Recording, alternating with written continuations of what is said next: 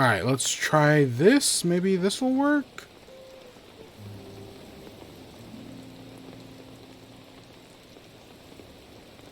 I don't know. I guess we'll see.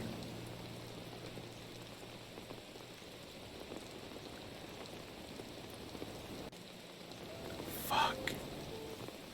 I don't know why that's not working. I mean, it's doing better now, but...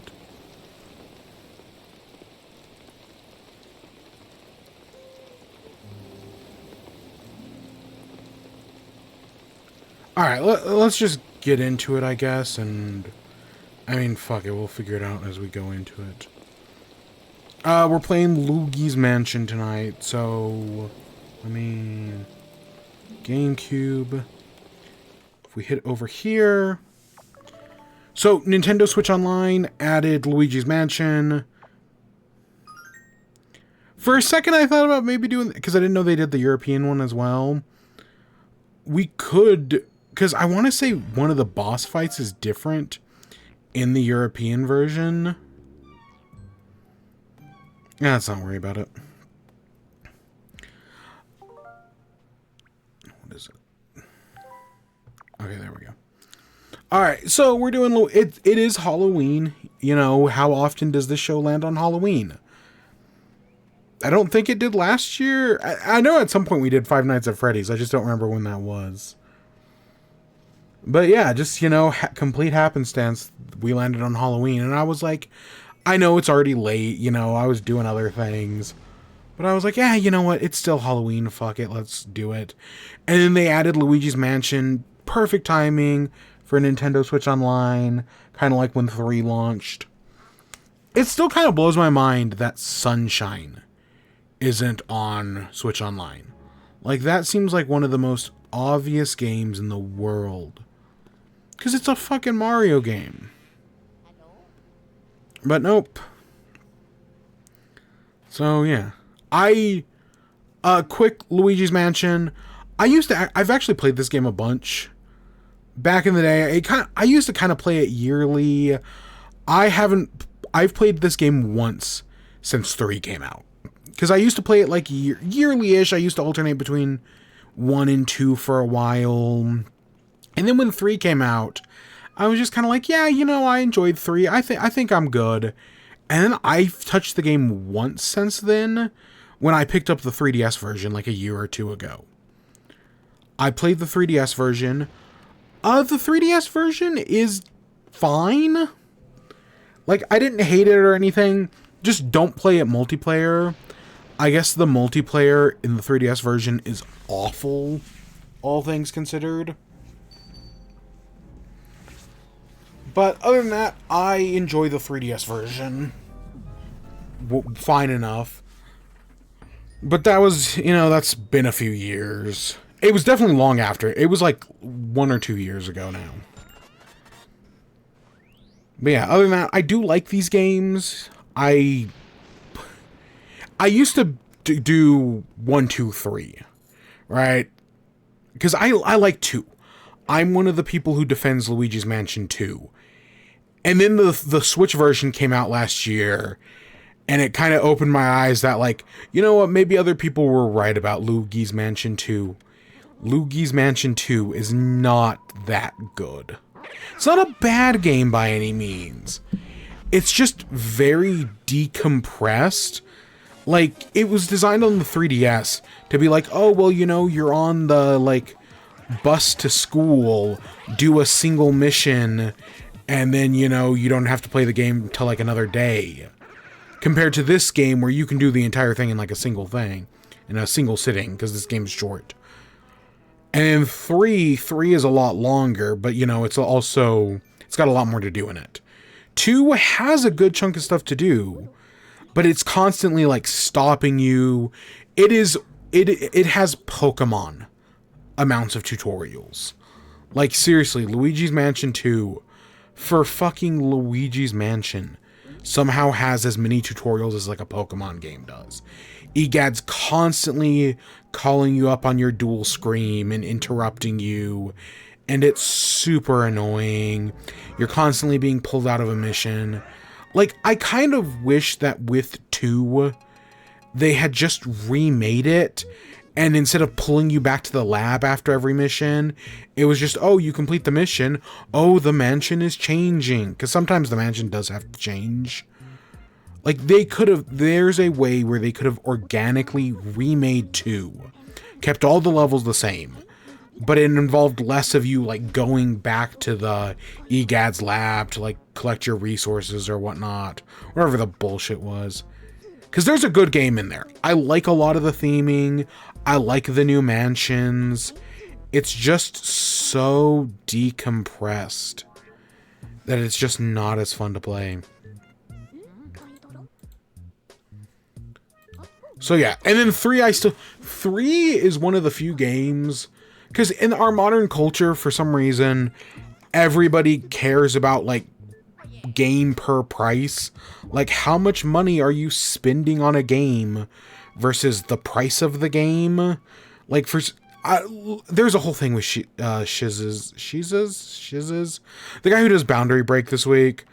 He got in some hot water, and it started off with a tweet where it was like, outside of, like, graphics and price, nobody actually gives a shit about any of the things in gaming.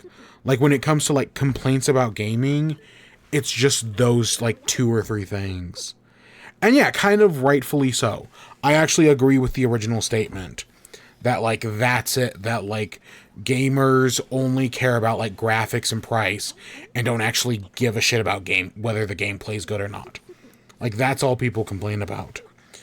I wish I could find the original tweet. Let me see if I can. Well, you know, we're going through these tutorials.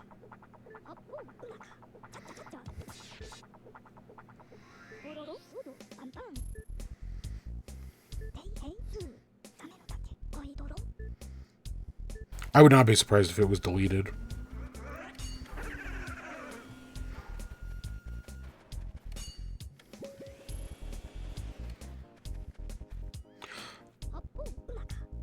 Okay, I think this is the tweet. It's almost all game discussions are just about price, visuals, and if it's woke now. Rarely see people talk about gameplay. Even something like Silksong is constantly brought up only when discussing prices of other games now. And yeah, I completely agree with that statement. That's what the modern gaming discourse has become. You know, games, like, if a game like Luigi's Mansion or the original Pikmin had come out today, they would be treated very differently because they're, you know, shorter, basically, like, tech demo pluses. But I say all that because I think Luigi's Mansion 3 is a game that goes on for too long. You know, there are some people who say that, oh, if I'm paying $60 for your game, I gotta get at least 60 hours out of that game. I think that's bullshit. I would much rather have, I'm happy to pay more money for a shorter, tighter game. The example I always use is Untitled Goose Game. Titled Goose Game's like $15. You can beat the thing in 2 hours, 100% it in 4, and I'd rather buy 100 Untitled Goose Games than one 80-hour RPG that's just soul-crushing. But Luigi's Mansion 3 is kind of like that for me. Like, there's a lot of good things in that game, but I kind of feels like it overstays its welcome. It goes on just a little too long. Or at least some of the levels do. But I still like the game. I still think it's a great game. It's just, yeah, I can't think, there was another example I was using recently as well, where I was like, oh yeah, you know, this is a good game, but the second half, I guess Pikmin 2 is the other one? Yeah, Pikmin 2 is a good game that just kind of overstays its welcome.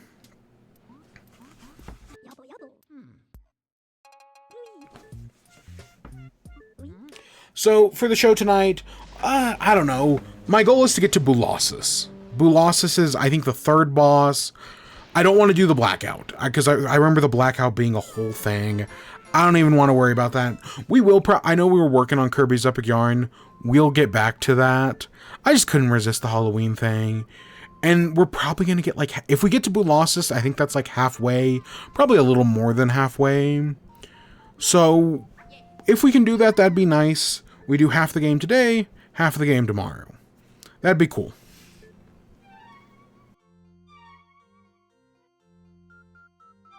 Not tomorrow, I mean, like, next week.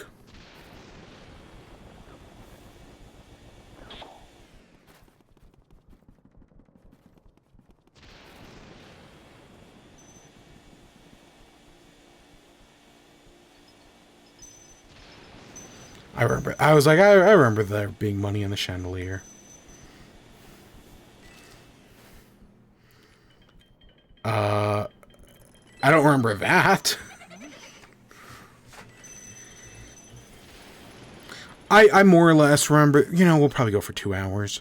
So we got a few gaming news things, mostly just updates for already existing games. One I forgot to talk about last week, and then one that we got revealed this week.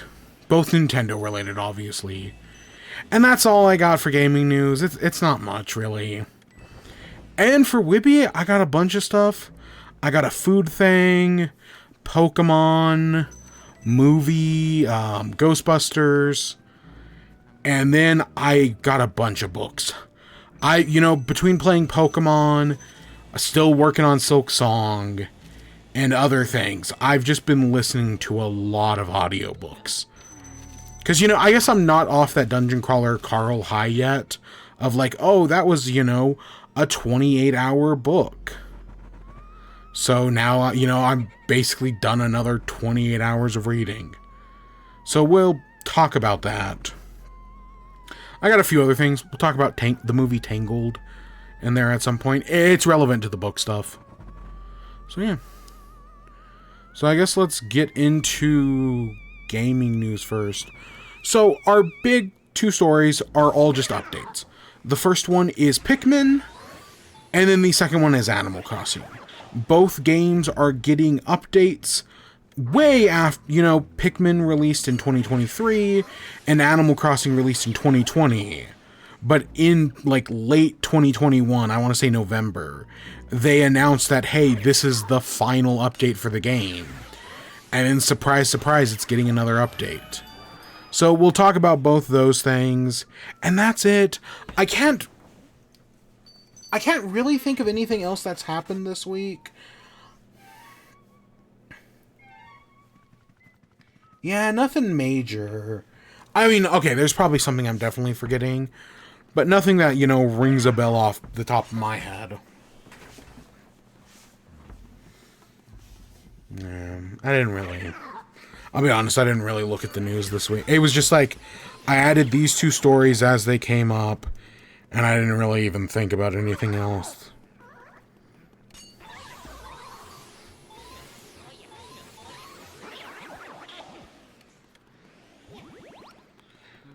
Yeah.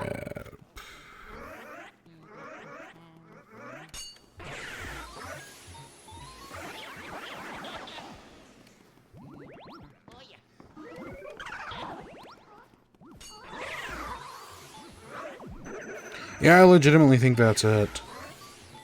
Alright, so let's get into it. So our first one is Pikmin.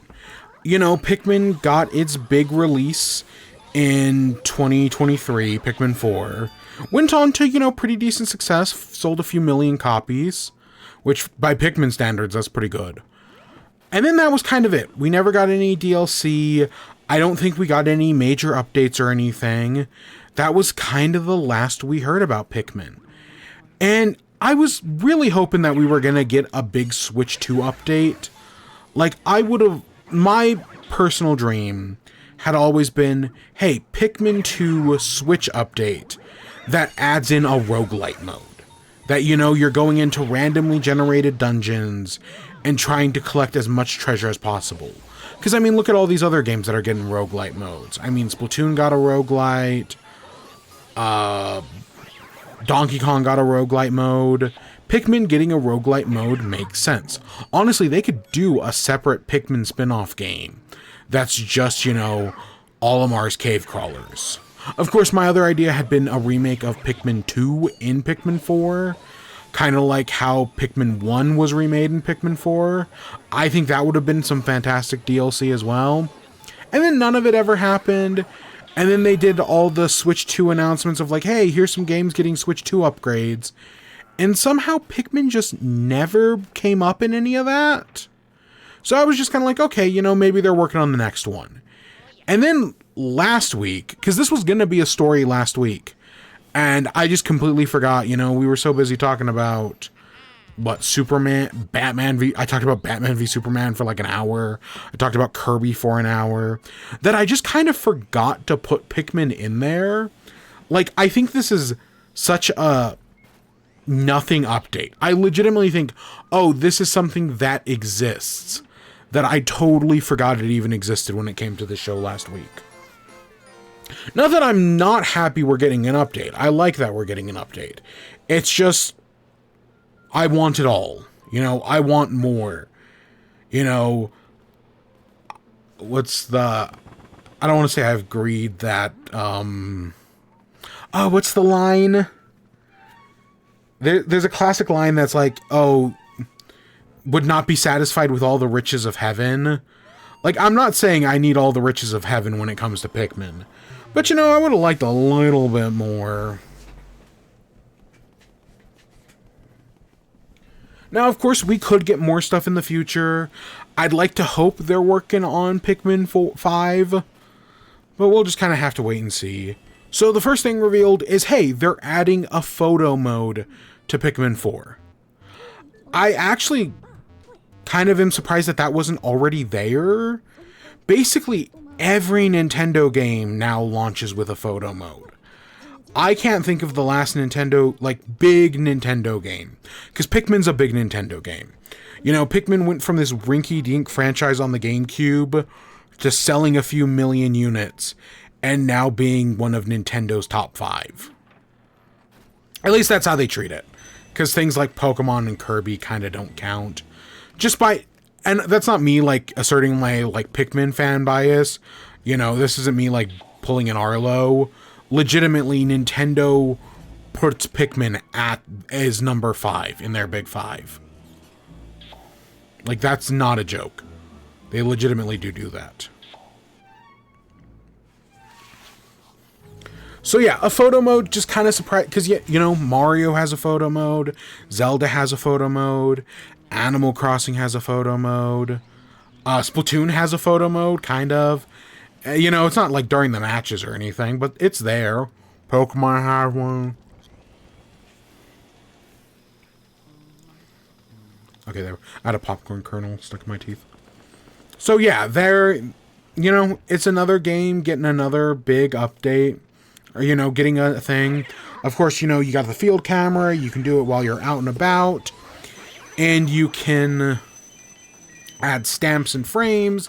Like one of the examples they use is like somebody makes a calendar with it. That's kind of cute, I guess. You know, it's a photo mode. A good photo mode can be a lot of fun. Just depends on what people use, what freedoms they let you do with it.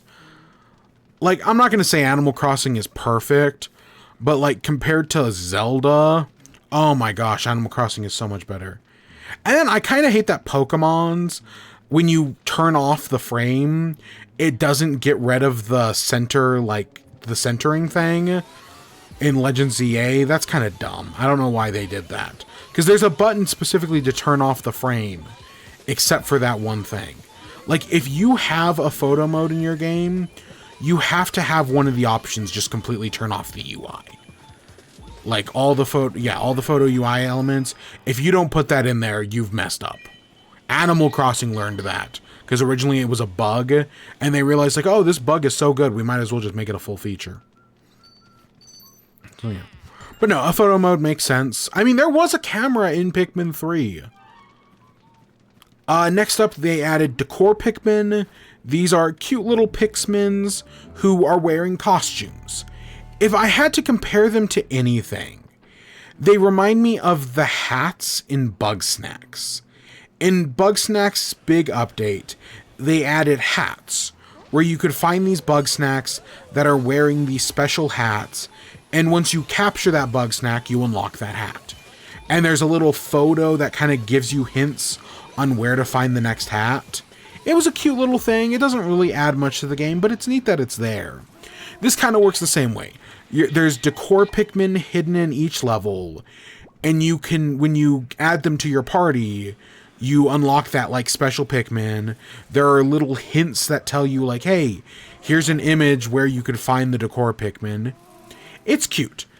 It's just a tie-in for Pikmin Bloom, that mobile game that, well, I feel like it's mostly forgotten. It still actually is making money.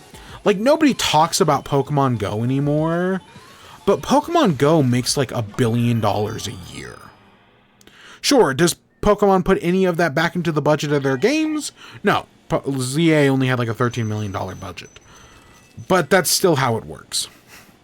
So yeah, Pikmin Bloom, while like nobody's talking about it, there are some people who play it every day.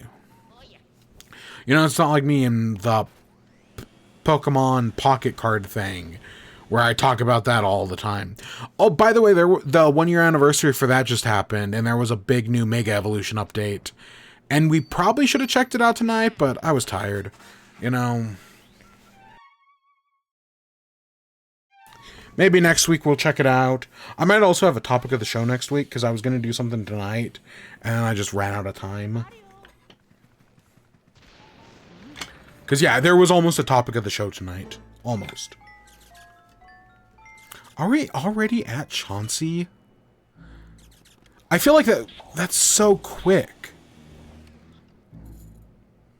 I guess the twins are later on. Yeah, we're already at Chauncey. I think his name's Chauncey. So yeah, you can get these, so in Pikmin, you can get these decor Pikmin, and then you can transfer them over to Pikmin Bloom. So if you want to like use them in Pikmin Bloom to do whatever happens in Pikmin Bloom, you totally can. I think that's fine. It's not really a big deal in my opinion, but hey, you know, again, it kind of reminds me of like the shit you could do in like Let's Go Pikachu and Eevee, where it's like, okay, there's a little bit of crossover. Next up, they're adding difficulty mode to Pikmin 4. This is kind of like the Pikmin 3 difficulty. I wanted someone, God, it was probably Andre Seekers, made a comment of like, oh, you know, the Pikmin developers are miracle workers because they somehow find a way to make Pikmin 4 even easier. And yeah, so they're adding 2 new difficulty modes, a relaxed mode and a fierce mode. Yeah, somehow they're finding a way to make the game easier. In relaxed mode, enemies won't attack you until you attack them. So you can walk straight up to like the Smoky Prog and it won't hit you until you hit it. The big thing they position this for is photography. Like if you want to do like a whole nature photography thing, you can easily do that with this mode. That'd be funny to do like not a Bear Grylls, but like a nature documentary in Pikmin. That could be funny, using that. But yeah, it's just, you know, they made the game even easier. Of course, enemies are easier to kill as well. They have less health. They didn't say anything if it like changes the time of day, because the easy mode in Pikmin 3, when they added difficulty to that game, also made like days last. I want to say days lasted like almost 10 minutes longer. So I don't know if that's in this, but they definitely did make some. They probably made some sort of change.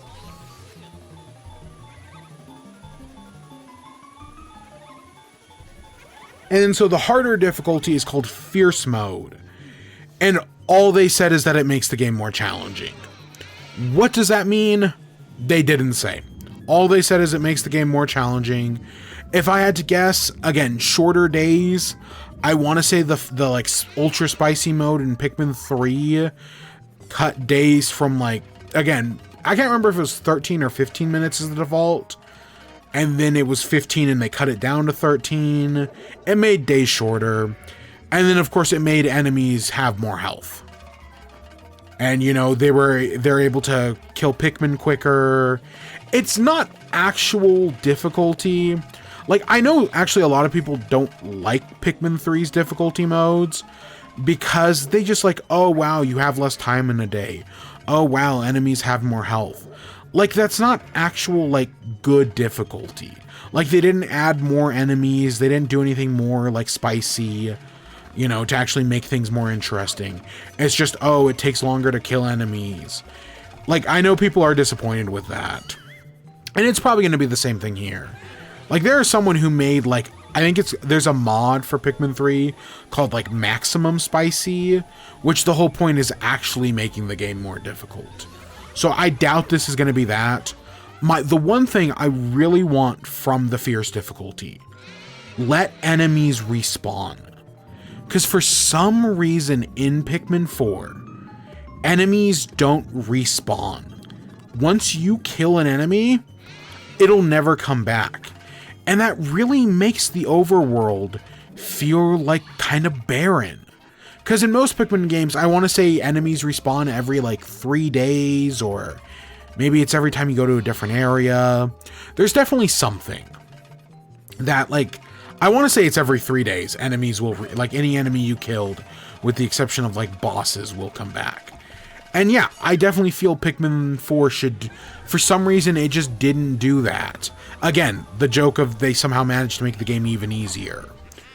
Making it so that enemies respawn would definitely be an improvement.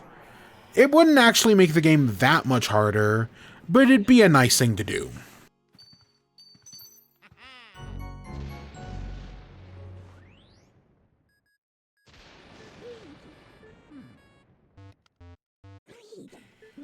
And then so the update comes out in November, so it's, you know, literally anytime between tomorrow and the end of the month. It's gonna come out sometime in the middle. I doubt there'll even be a big deal about it, unless they add something cool. There's also going to be a new demo that, you know, I guess will probably show off, like, the decor Pikmin, or maybe it'll let you do something on the new difficulty. I liked in the Pikmin 3 demo, if you played the demo, it unlocked the higher difficulty in the base game. So I was like, okay, well, because I played the Pikmin 3 demo, I got to start the game in ultra spicy difficulty. Whereas, you know, I bet it's, you know, in this you have to beat the game once to unlock the fierce difficulty. I mean, it won't matter for me, but I could see them doing something like that again.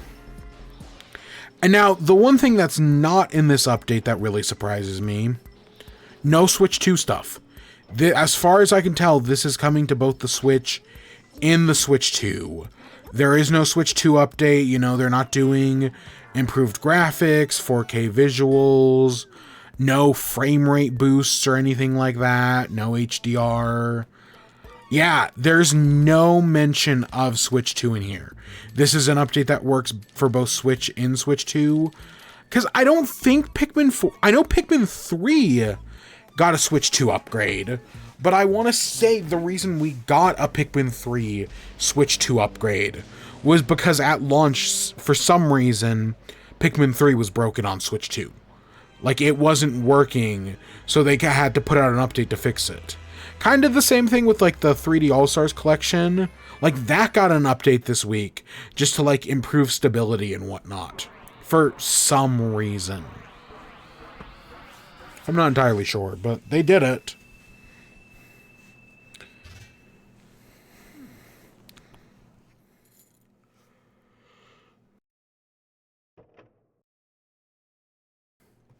But no, I like Pikmin 4. Is this update going to get me to play the game again? Yeah, probably not. I mean, I think I've already played the game once this year.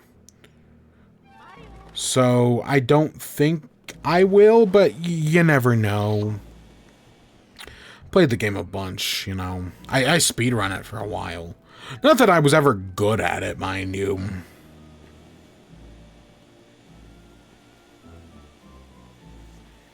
And so, yeah, Pikmin 4 update.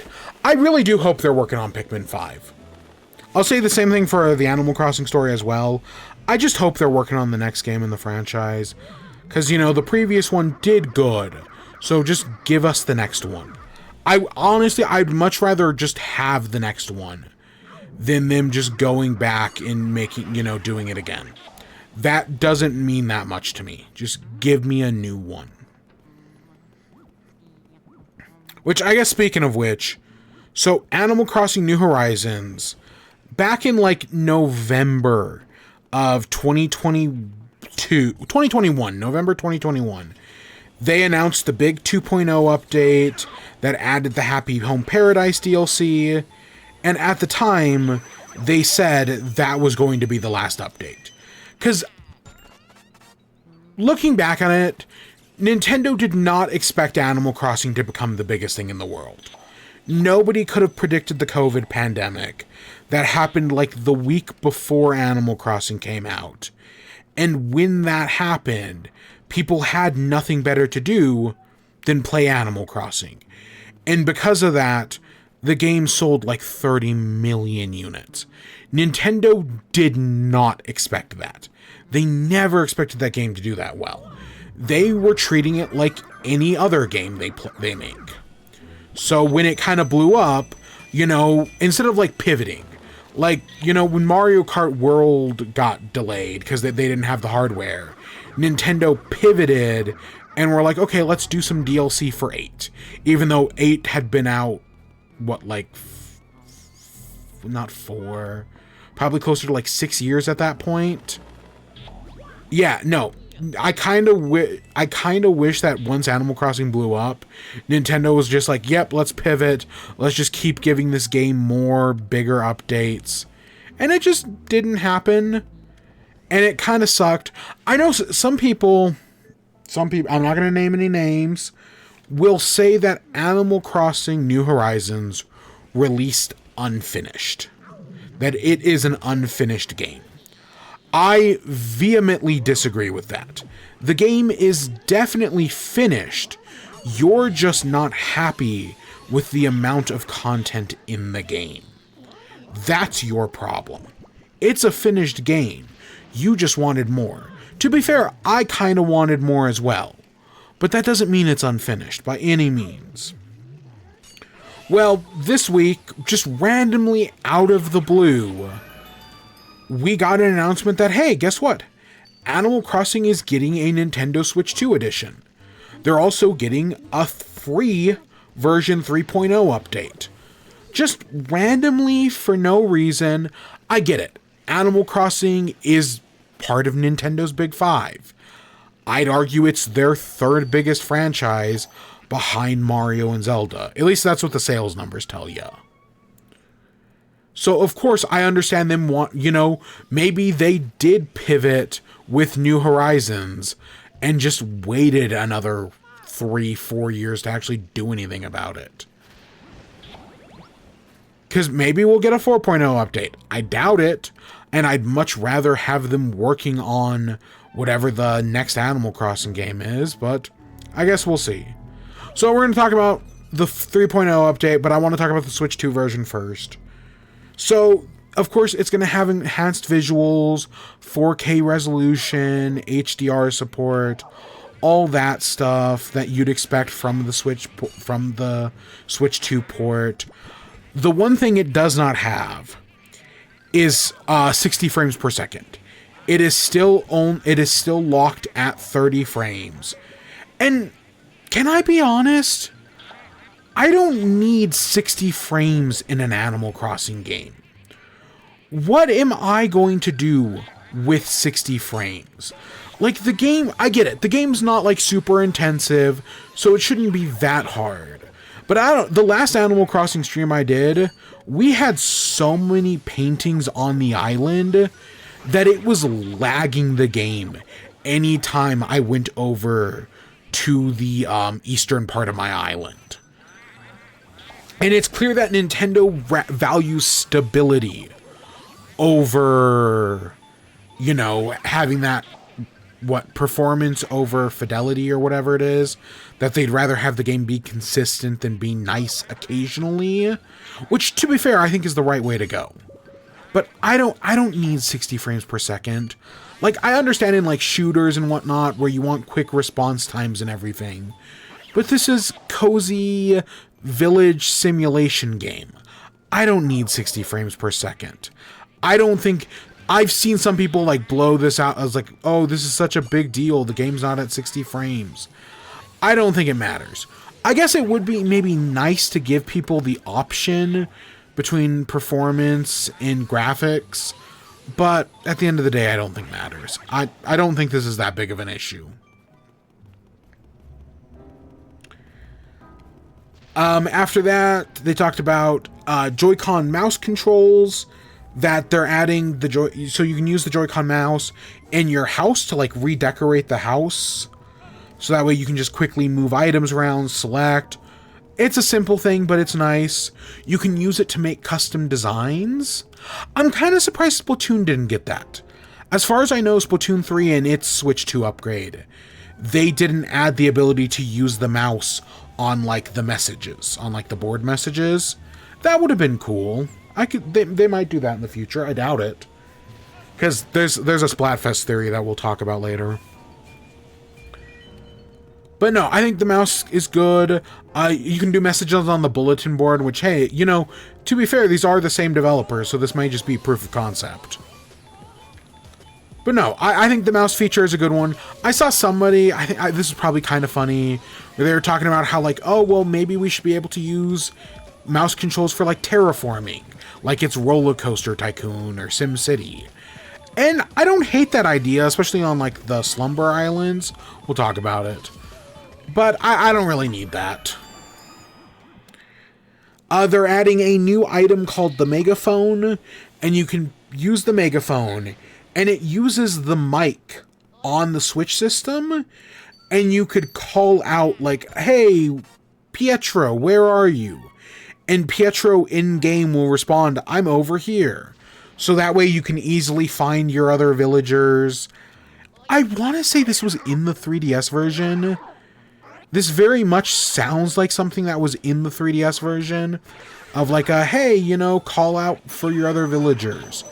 I'd be amazed if it wasn't. I actually... New Megaphone.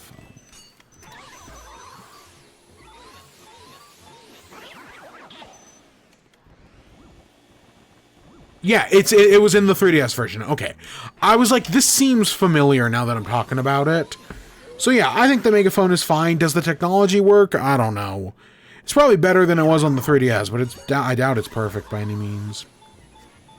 But hey, it's something they're adding. The next thing is online. So on the Switch version, you can play with up to 8 people on one island. On this new version, they've added 4 more people, so you can play with 12 people on one island. That's cool, I guess. My big problem with playing with other people on New Horizons is that every time somebody joins your world, the game comes to an absolute stop while it shows you a cutscene of the airport in the person arriving. So, like, if you want to get, like, 8 friends in one island, you have to watch the same cutscene 8 times. And it is so slow. I know on Switch 2, hopefully it'll be faster. You know, the loading times will be quicker, meeting up with other people. But it should only show that cutscene for the person loading onto the island. If it's your island, or if you're already there, you should not have to worry about that cutscene at all. It should not stop your gameplay while you're on the island. I get it. Animal Crossing is going for cozy game. It's going for very laissez-faire, relaxing, you know, take every step slow as possible to really enjoy everything.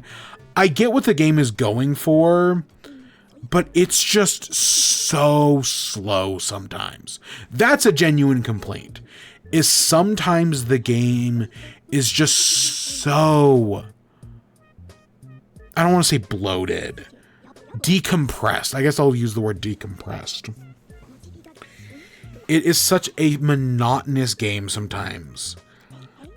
Now, they are making one fixed that is the biggest thing in the world, but we'll get to it. And then also with the 12 players, they didn't say anything about whether Switch and Switch 2 can play together, but if you want to have an island of 12 people, you can only do that on Switch 2. So like if you're on Switch 2, but your friend is on the Switch, you cannot do 8 people together, right? Just like you cannot join a party of 12. I still would assume that Switch and Switch 2 can interact with each other. I've seen nothing that goes against that. But, I mean, I guess we'll see. Of course, they're adding game chat functionality. Specifically, if you have one of those Switch 2 cameras, or if you just use a webcam like I do, you're able to plug it in, and you can see each other's, like, faces in the game. It, like, hovers on top of your villager. It's just one of those cute little features that, you know, they're adding into all the Switch 2 upgrades. You know, Mario Party, Mario Kart. You know, it's just one of the little things Nintendo likes to do, because that's definitely a response to COVID. Everything that Nintendo does with game chat is totally a COVID thing. If COVID didn't happen, I don't know if Nintendo would have gone that far with game chat. Of course, I do kind of wish they would stop pretending like they're the first ones to ever put a chat feature in a game. Like, it's so weird that, like, oh yeah, you know, I mean, the Wii, God, even on the Wii, you had shit like that. But this technology has existed for over 20 years. I don't know why Nintendo's being so weird about it. But I think that's also just kind of Nintendo's corporatisms coming through.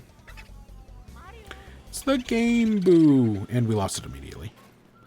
Okay, I like Luigi's Mansion. I really do.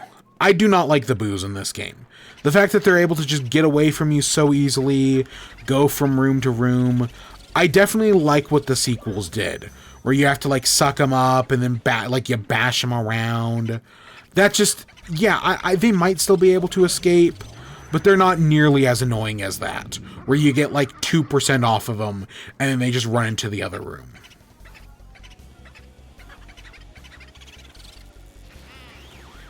So that's the big Switch upgrade. It comes out January 15th. So this is Nintendo's January game. Because, you know, Nintendo counts these re-releases as their big January, as, you know, new things. It is coming to a physical cartridge as well. So if you want if you did not buy it on Switch, but you have a Switch 2 and you want this, you will be able to go to a store and buy a physical cartridge of the Switch 2 Edition. So that is something that exists if people are interested in that.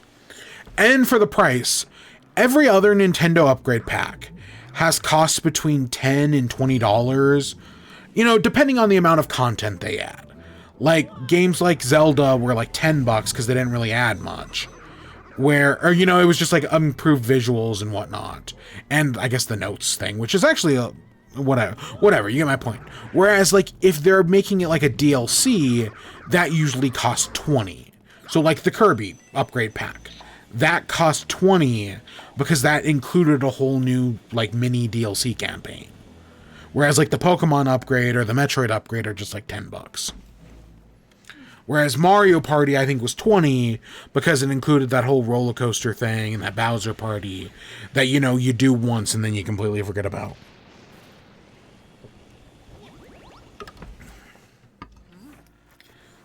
Yeah, this upgrade pack only costs $5. So if you want this new upgrade pass, $5, that's not bad. The stuff we'll talk about with the 3.0 update, I'm actually genuinely surprised they didn't put that as part of the upgrade pass and just charge an extra $5. Specifically the hotel. If the hotel had been part of the upgrade pass and cost another $5, I would have in no way been surprised. But that's, I guess, just not what Nintendo wanted to do. Which is very weird, but it's what they decided. So, I mean, honestly, free updates are better. So, speaking of which, I guess let's talk about the free update. So, what is this whole free update? It comes out same day as the Switch 2 version. The big thing is there's now a hotel resort on your island. So they're extending out the dock And on the dock, you can still find Kapp'n, obviously, but there's also a hotel island, or there's a hotel, not island, but just like a hotel. And the hotel is run by Kapp'n's family, and you can go in, you can decorate rooms. So you'll like go in and it'll be like, hey, this room has the theme of traditional Japanese. You decorate it like such. This room has the theme of the ocean. Decorate it like the ocean. You know, they give you items that match the theme. It's literally, this hotel just feels like another DLC. Because in the base game, you have the Happy Home Paradise, where you're designing homes towards like specific villager wants. Like, oh, this villager wants, you know, a city apartment. This villager loves boxes and wants a house filled with them. It's the same idea, just on a smaller scale, where instead of doing like whole houses, you're just doing like a single room, and you're not doing it for like any specific villagers, but for like guests. I don't think it's bad by any means, and the fact that it's free is nice. But it's weird that it's basically just like the same thing again. That they basically just took what already exists and just did it again, but this time on a smaller scale. I guess maybe it's to push people to like get the DLC, like, hey, here's the free version of the DLC, and if you want to do even more of this, you can pay, you know, the $20 for the DLC. Also, I don't know why Nintendo does this, where you're gonna put out the Switch 2 edition and not include the DLC.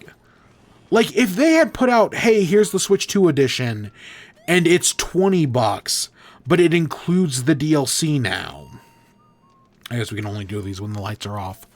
I would have much rather seen, you know, $80 Animal Crossing with the DLC. $80 Breath of the Wild with the DLC included. Or, you know, again, Breath of the Wild's like 8 years old now. Just give people the DLC for free at this point. Like, at least they gave the upgrade pass for free for Nintendo Switch Online. But no, it's just one, you know, any other company that re-releases their games will put all the DLC in that re-release. Fallout is getting its, like, 4th re-release next week. Or sometime in the next, like, 2 weeks. And that has all the DLC in it, plus a bunch of new Creation Club items. But Nintendo just doesn't do that. Part of it is probably because Nintendo doesn't understand DLC, which is both a good and a bad thing. Like, Nintendo doesn't understand DLC, so usually their DLC is cheaper than other companies.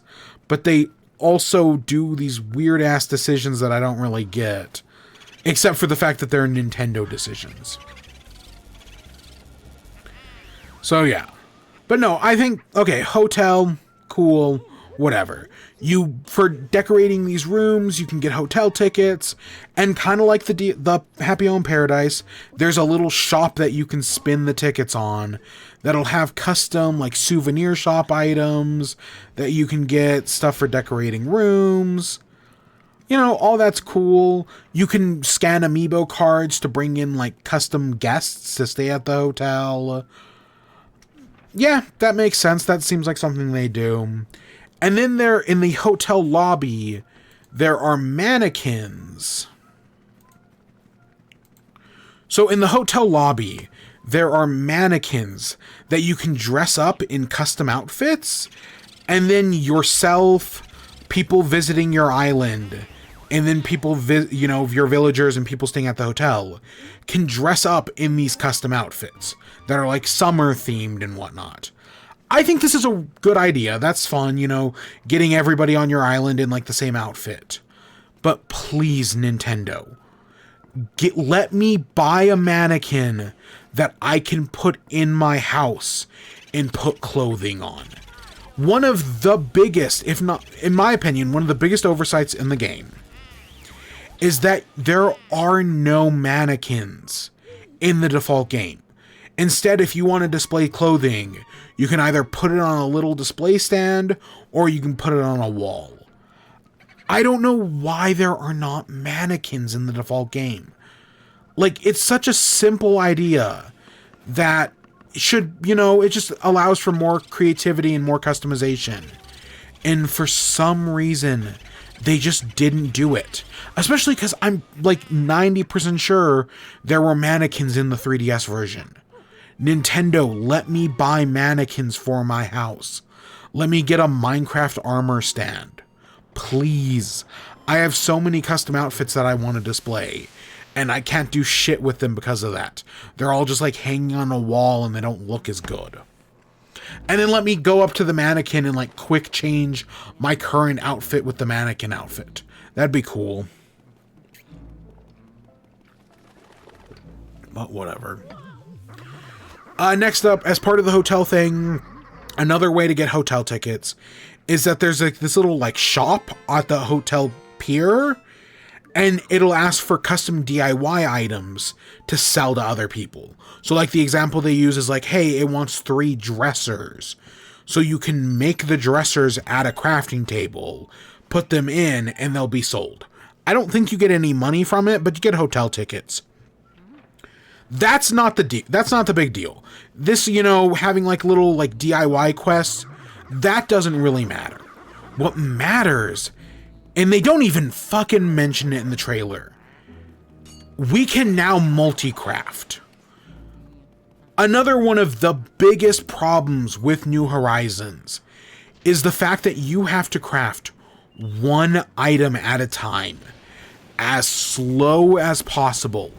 And it takes forever.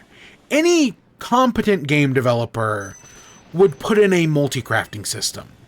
But because Animal Crossing is meant to be relaxing by Nintendo standards, they made crafting new items as slow and as tedious as possible. Multi-crafting has been the biggest ask for this game. Because there are like some people are like, oh, you know, I want, you know, them to change villagers' personalities, give them more personality. That's a massive overhaul. But a minor overhaul? Weapon, you know, multi-crafting. Multi-crafting would be such a big deal. And yet, for some reason, it just wasn't in the default game. It never got added with any of the updates, even though that was a huge ask. And now, finally, it's in the game. And they don't even talk about it. It's just kind of like in a clip that you can kind of see. What Nintendo, again, I think it's just our priorities as a player and Nintendo's priorities as a developer are two entirely different things. And in many ways, I do think that's kind of hurt the game. Because Nintendo very much has a way they want you to play the game. And if you don't play it exactly like they want, you're not going to have a good time. I mean, you might still have a good time, but, you know, it could be better.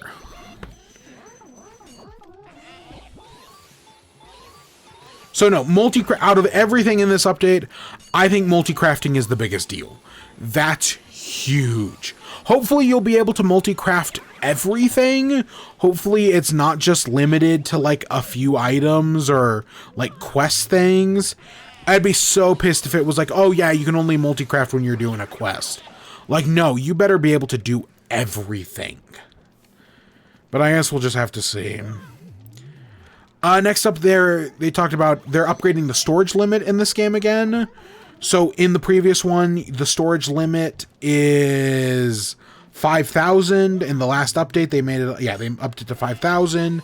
Now they're almost doubling it to 9,000.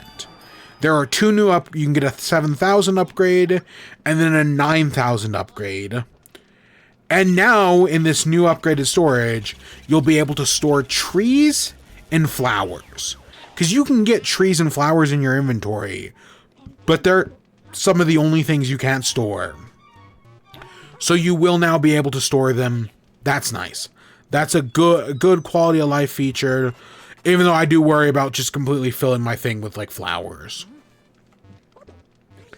Next up is the Resetti Reset service.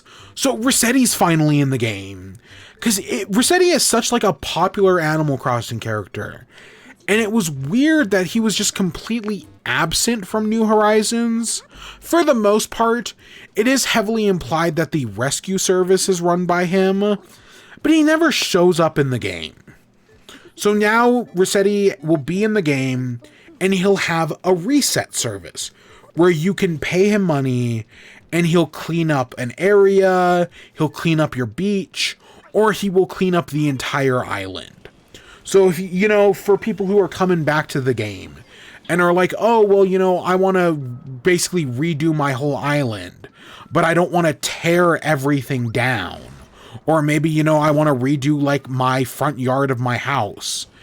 Instead of, you know, having to take that all down by hand, you can just pay Rossetti and he'll take care of everything.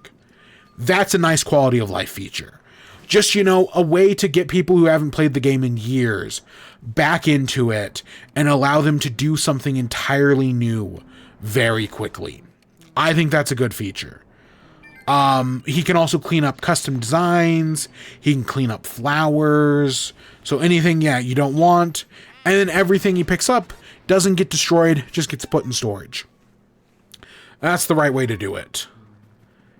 And then the next thing is what I think will be the biggest for most people, is they're adding this thing called Slumber Island. So this is a mode, you know, you go to sleep and you can now go into like a deep sleep, which takes you to Slumber Island. This is different than the Dream Islands, where like the Dream Islands, you could go visit other people's islands. No, Slumber Island is basically Minecraft creative mode. You're given a fresh, brand new island, and you can place whatever you want.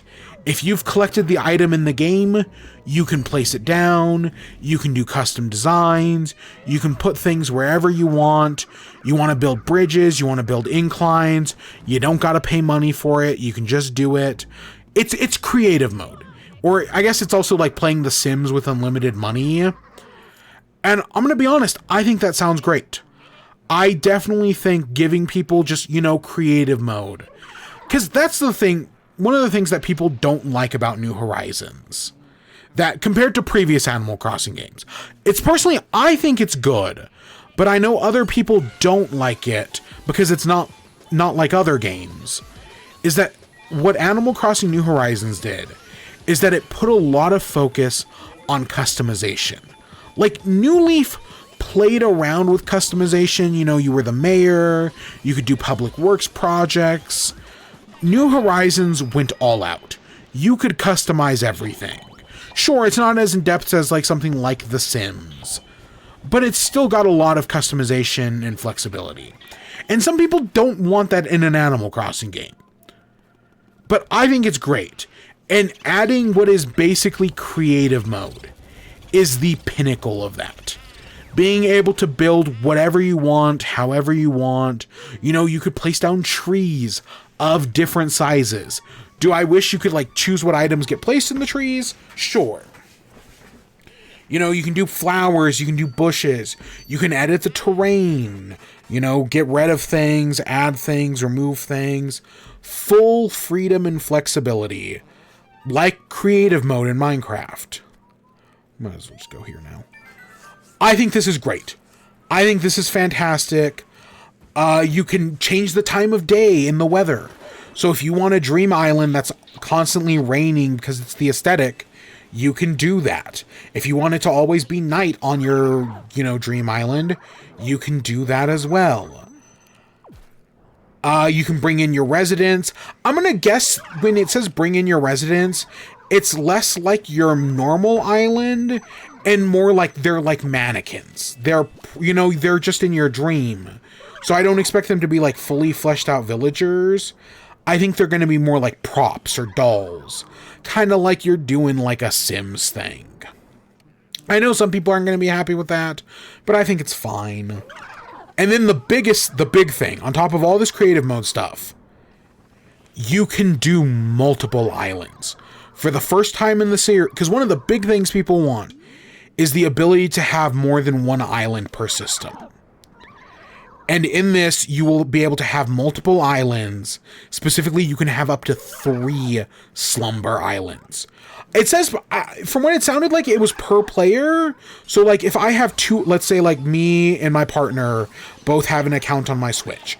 We're all living on the same island, but we could each have our own dream islands, or slumber islands. So I can have 3 slumber items, they could have 3 slumber islands. I think that's great. Of course, at the end of the day, I just recommend, people have their own systems, because that's just the better way to play it. But I get it. I do get it. I think at the end of the day, again, giving people multiple islands that they have full customization over is definitely the right way to do things. I keep playing them Dream Islands. The Slumber Islands have 3 sizes. So there's a small island, a medium island, and a large island, which I also totally understand the appeal of. Not everyone wants to, because the large islands are basically the size of the base islands, maybe a little smaller, but they seem about the same as the base. So trying to redo a whole one of those would be such a pain in the ass that I totally understand just like not wanting to deal with it and just do like a small island that fits your vibe and aesthetic. You can also play with friends on the Slumber Island. So this isn't just like, oh, it's creative mode where you can build your own thing. No, your friends can join you and you can build with them. As far as I know, currently in the game, if let's say you have a friend come over to your island, you cannot edit terrain while they are visiting. I want to say if like you have a friend in your like house, you cannot make changes in your house while a friend is over. I kind of hope that, if you're able to edit while on a slumber island, maybe you'll be able to edit while they're over now. Like, that might be a change that's coming. Because it can sometimes be restrictive. Like, you want to have somebody over and play with them, but then you also want to do some, like, changes, pick some stuff up, put some stuff away, and you just can't. So, potentially giving you more freedom, especially with the terrain editing stuff, is huge. So, I think this is definitely a good thing. Being able to play with like 12 other people on one dream island. No, this is all good. There's no downsides here. So yeah, this is going to be the big thing. Out of all these features, like I say, multi-crafting is super important to me. For a lot of people, the slumber islands are going to be huge. And people are going to people already do crazy stuff in the default game. It's just going to get bigger from here. Next up, they talked about collaborations. So the first one is the Nintendo collaboration. That when you do the hotel stuff, you can unlock Nintendo items. So you can get like the baseball pitching machine, the Color Game 15, the Extendo glove. What's it called? The Ultra Hand Extendo glove. So you can get those Nintendo collaborations. But some of those collaborations are Nintendo consoles. So you can get, the NES, the Super Nintendo, the Famicom, maybe a GameCube even. You'll be able to buy previous Nintendo consoles. And then if you have Nintendo Switch Online, you can actually play a classic game from that system. Because for those who don't know, in the original Animal Crossing on GameCube, they actually included 20 NES games that if you can buy an NES with a game, and then you can just play that game in Animal Crossing. So like if you wanted to play, Animal Crossing or Mario in Animal Crossing, you totally could. And it seems like it's going to be the same thing here. It seems like it's only for specific games. So like the NES has Ice Climbers in it. The Game Boy has Dr. Mario in it. The SNES has F-Zero in it. So it seems like it's only going to be specific things, which I kind of wish it was just like, it just opens like the Nintendo Switch Online thing. I've seen some people complain that, oh, well, Nintendo, why not just put it in the game? Why do they need an NSO membership? It's all supposed to be synergistic. That's the thing. It's all supposed to synergize with each other. They want to push those subscriptions. And don't let the Pokemon people lie to you. Nintendo Online is not, the same as like PlayStation or Xbox. It's $20 a year. I'm in a group membership with like 8 other people. I pay like $8 a year. And that's with the upgrade pass.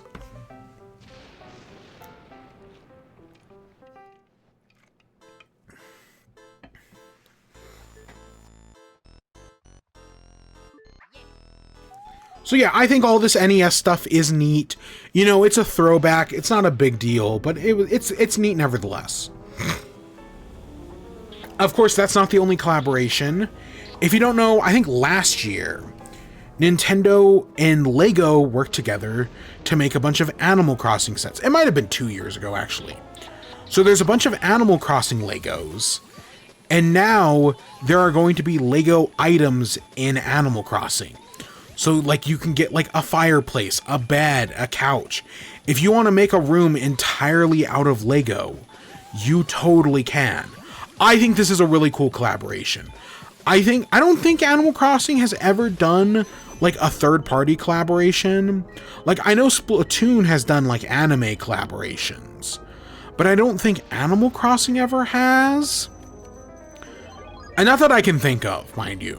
I could totally be wrong. Probably some Japanese thing. But I think this is a great collaboration. The idea of Lego and Animal Crossing coming together sounds fantastic. Of course, you know, you have all these different items. You got furniture, you got clothing, wallpapers. They all come with, like, custom colors. You can change around different things. A lot of flexibility here. A lot of creativity. I think this is a great collaboration. Next up, they're bringing back the Zelda amiibo. So in the Welcome Amiibo update for New Leaf, they added in Zelda and Splatoon collaborations. Because obviously Splatoon and Animal Crossing are made by the same dev. And, you know, the Zelda thing, I think at the time Twilight Princess had just come out. Now, Animal Crossing did get a Mario collaboration, and that was it. I always found it kind of weird that they only did a Mario collaboration. Like, New Leaf was filled with items from other Nintendo games. Like, you could get an R-Wing from Star Fox. You could get Pikmin hats. You could get the Triforce. You could get all sorts of things in New Leaf. And then the only collaboration New Horizons ever did was Mario. So we're getting both Zelda and Splatoon collaborations. I'm a little disappointed that they didn't bring back all the New Leaf stuff. Like, they're adding some new stuff, which is cool. They're adding in a bunch of stuff from Tears of the Kingdom. You can get the Tears of the Kingdom gate. You can get a bunch of Zelda items, a bunch of Zelda, you know, you can get Link's blue tunic, Zelda's dress from Tears of the Kingdom, a bunch of other stuff, you know, fairies in a bottle, Majora's Mask. I want to say one of Zelda's dresses from maybe Twilight Princess or something. I don't know. It seems like there's a lot of custom items. That's all really cool. And then, of course, the question was, are they going to bring back the Zelda villagers? Because in New Leaf, there was an Epona villager, a Wolf Link, and a Pig Ganon. So they're not bringing those three back. At least, if they are, they haven't said so. But instead, we're getting two new villagers. We're getting Tulin, who is, you know, the bird guy from Tears of the Kingdom. And we're getting Minoru, who is the goat lady from Tears of the Kingdom. I do like the new designs. I think Tulin Bird and Minoru Goat look good. But I would have liked Epona, Wolf Link, and Pig Ganon to come back. I think that would have been fun as well. But, you know, the new stuff we're getting is cool. The Splatoon stuff, on the other hand, is very weird. Because they're bringing back the Splatoon villagers, Cece and Viche. But in New Leaf, Cece and Viche were Squid Sisters cosplayers. They were fans of the Squid Sisters who cosplayed as them. In this game, they're no longer cosplaying the Squid Sisters. They're instead cosplaying Deep Cut, specifically Shiver and Fry. I don't know what I'm doing with this boss fight. I'm kind of confused here. Like, he's just throwing fireballs and he's not stopping. I definitely feel like I'm doing something wrong. I just don't know what. So yeah, so Cece and Viche have new designs. And can I be honest? I kind of wish they had just introduced new villagers that were fans of Deep Cut. Like, I would have been cool to see, you know, Squid Sister, Cece, and Viche again. I want to say on my New Leaf Island, I had Viche. That sounds right in my head. But yeah, I am a little disappointed that they're just getting that I feel like we could have gotten new villagers. Because one of the theories that I know people had with Pearl and Marina when they were like doing fan art. Alright, I have no idea why he stopped there. That was so weird. That went on so much longer than I thought it was. So when people were talking about like, hey, what if Pearl and Marina were in Animal Crossing? They made Pearl a squirrel. And then someone was like, okay, well, what if Marina and Octolings, instead of being octopus villagers, which I know is the obvious one, what if Marina was a rabbit? So, you know, Inklings are squirrels and Octolings are rabbits. I think that's a really cute idea. I kind of wish they had done that here. I kind of wish we had gotten a Freya villager who was a squirrel, and then we gotten a Shiver villager who was a rabbit. That would have been really cute, and still have them do deep cut. But no, that's not what we got at all. Instead, it's just an updated design for CC and Viche, and they just don't look right. Like, I think the designs are fine. I just wish they had been new characters. Also, there's no sign that they're bringing back what's-his-name. Because there was also a third villager who was like an Octoling, and he was an octopus. I want to say his name was Inkwell. There's no sign that Inkwell's coming back. He might, but we just don't know.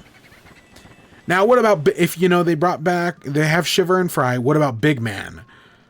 Big Man's been turned into a couch. Because there's a lot of Splatoon items, you know, in the game. And one of them is a Big Man couch. You can get custom Splatoon outfits. There's a bunch of things. But Big Man couch is very funny. They turned him into a couch, Morty. Big Man's been turned into a couch. That is very funny. It's very dumb, but it is very funny. One of the items you can get is the Splatoon, like, board that, like, displays the Splatfest stuff. And the Splatfest is fish versus bugs versus flowers. So now people are wondering, like, hey, are we going to get a January Splatfest for, you know, to coincide with this game that is fish versus bugs versus flowers? Because Nintendo hasn't stopped doing Splatfests. We literally got one last week. We got a second Halloween one. So I would be cool if we got like a Splatoon-themed Winterfest that was fish versus bugs versus flowers. I think that'd be kind of fun. Yeah. And yeah, all the other Splatoon stuff, you know, it all looks nice. It's all, you know, a bunch of fun Splatoon stuff. So that's cool. And yeah, overall, all this update stuff, it's nothing like that's like mind-blowing. But I think it's all good. I'm glad the game's getting some support. But at the end of the day, I do kind of wish they were just working on Splatoon, or on Animal Crossing 5. Or is it 6? Animal Crossing, Wild World, City Folk, New Leaf, It'd be 6. I do kind of wish they were working on Animal Crossing 6. I would much rather have Animal Crossing 6 over them continuing to support New Leaf. But we'll just have that. This makes me think, like, Splatoon, I think anything is possible. Like, this update is so weird, and the fact that it's not a Switch 2 update, I don't know what to make of that. But with Animal Crossing, this makes me think the next Animal Crossing is a little farther out than we think. Which does kind of suck. Because I legitimately thought there was a real possibility that, like, we could get a new Animal Crossing in the next, like, year or two. I was kind of hoping that it was going to be a lot sooner than we thought. Because, again, it was the biggest game of 2020. It didn't need to win Game of the Year or anything. Still doesn't change the fact that it was the biggest game of that year. And so I feel like Nintendo would be on the right track to just jump into the next one. And I do think we are going to get a next one eventually. I just don't know. Kind of like Splatoon 4. We're getting a Splatoon 4 eventually. I just don't know when. And I just don't know what it's going to be. So we'll just kind of have to wait and see. Alright, I guess that takes us to WIBE. God, over an hour in. We got a few things to talk about. So for WIBE, we got a food thing. I didn't think I have a food thing this week. And then I completely forgot. Oh wait, I tried that Dubai chocolate brownie. I guess I should talk about that. So we'll talk about that. I did go to a Crumbl. We'll get to it. We'll talk about Hazbin Hotel had its season 2 premiere. I like Hazbin Hotel enough, so we might as well talk about that. I saw Ghostbusters 28. You know, the Draft House was doing a showing of Ghostbusters for Halloween, and I was like, oh, hey, that sounds fun. You know, they're doing Ecto Cooler, an alcoholic one. And I was like, fuck it, I'll try that out. That sounds good. I haven't seen Ghostbusters in a while. Why not? So I watched that, and then we have books. Oh, if you've played Luigi's Mansion, this flower is the most important thing. You have to water it between every, basically every time you return to the lab, you have to come back and water this flower. I think you only have to do it 3 times total. But it is super important that you water that flower. Oh, shit. So yeah, we got some books to talk about, specifically some Disney books. We'll get to it. I don't know how... I've been reading a lot, or audiobooking a lot, I guess. I know I kind of mentioned them 2 weeks ago. I've put so much more in time into them since then. I was like, oh, you know, I just started the first one. And yeah, I'm now through 4 of them. I really kind of had my hands full with them. But you know, I've been playing a lot of Pokemon. And they're good listening while playing Pokemon. What can I say? And finally, if we get time, we'll talk about Tangled. Because, spoiler alert, one of the books was connected to Tangled. And I was like, oh, I haven't seen Tangled in a while. I should rewatch that, and then watch the animated show. Because I've heard the Tangled animated show is actually pretty decent. And it's always been one of those things that on my backlist of I'll watch it eventually. And I think now is eventually, finally.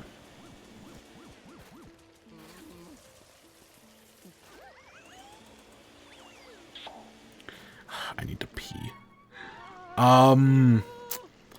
Let's fight the boss here. God, it's not Bouldergeist. That's a galaxy boss. I don't remember this boss's name. Phantom Blot, something like that. It's some sort of weird thing. So we'll fight this boss, and maybe I'll go pee, and we'll finish off with whatever else. Because I'm going to guess we still have an hour. Get to Boo Losses. I don't know if I have an hour of stuff to talk about, but we can end now, you know. Alright, so let's talk about Crumbl.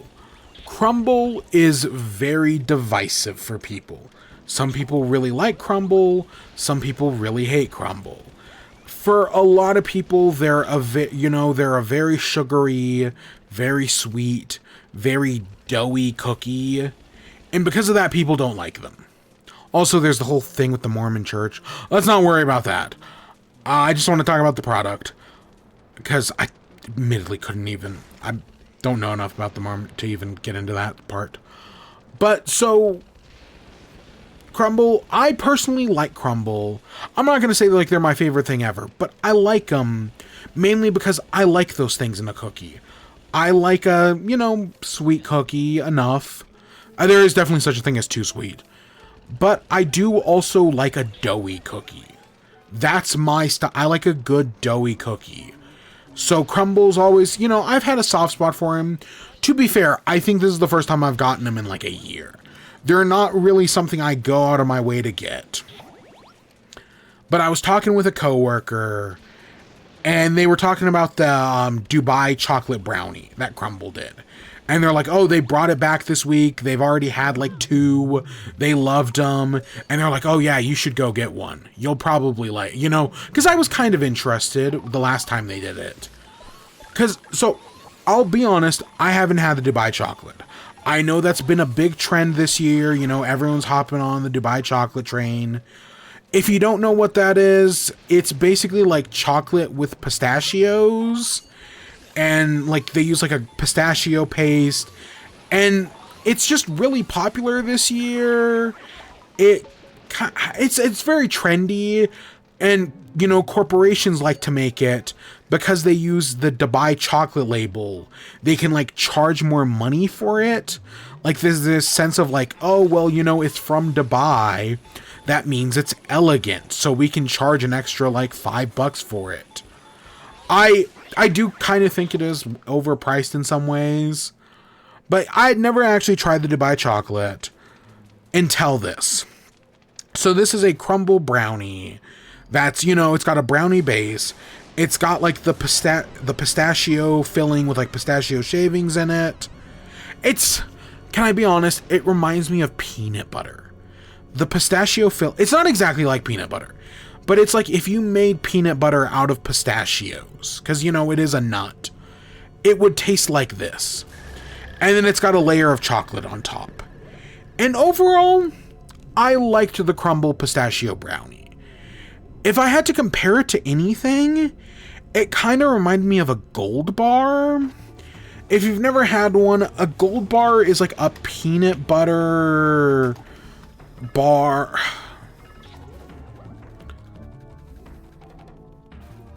Let me see if I can find them. So a Gold Bar is a dessert that is, it's peanut butter, Rice Krispies, and like with a layer of chocolate on top. It's a really good dessert. If you've never had a Gold Bar, they are so good. High recommendation. You can I mean, I'm sure you can find them locally, but just make your own. Gold Bars are really good. I'd easily recommend them.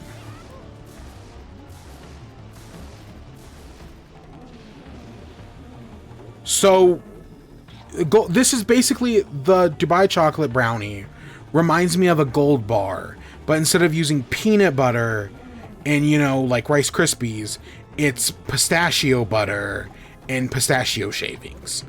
It's still pretty good. It's just, you know, it's different. I like it though. It's pretty solid. I would recommend it. We're on like 1 HP with this guy. Shit. But yeah, so the Dubai chocolate from Crumbl, I liked. I know it's not going to be everyone's cup of tea, especially if you've like tried Dubai chocolate other places. It's not going to be for you. But for me, pretty solid. I would definitely recommend it. But of course, you know, it's Crumbl, so they only do like weekly releases. So you're going to have to wait for them to like bring it back or just make your own. I know plenty of people just like, oh, well, they like the Crumbl version, so they just made their own. I'm sure you could easily find a recipe online. Would I get it over a Gold Bar? No. Get a Gold Bar. Oh my god. So good. I haven't had one in years, but they're so good. I want to say Reese's sells like a mix that you can like use to like Reese's peanut butter bars. Yeah, so Reese's and Betty Crocker's sell a peanut butter no-bake bars that are kind of similar. It's the same concept anyways. So yeah, if you're ever curious, there's something to try. There's a good dessert recommendation.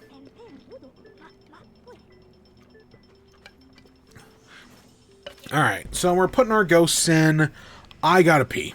I need to pee. So I'm gonna go do that real quick. And then we will come back. I'll let this cutscene play. And we'll come back and we'll continue on and we'll get to Boolas's. I know this is like the longest stretch of the game, what we're about to do. Or maybe the second longest. Doesn't matter. We'll get to it. But yeah, let me hit that. Alright, I'll be right back.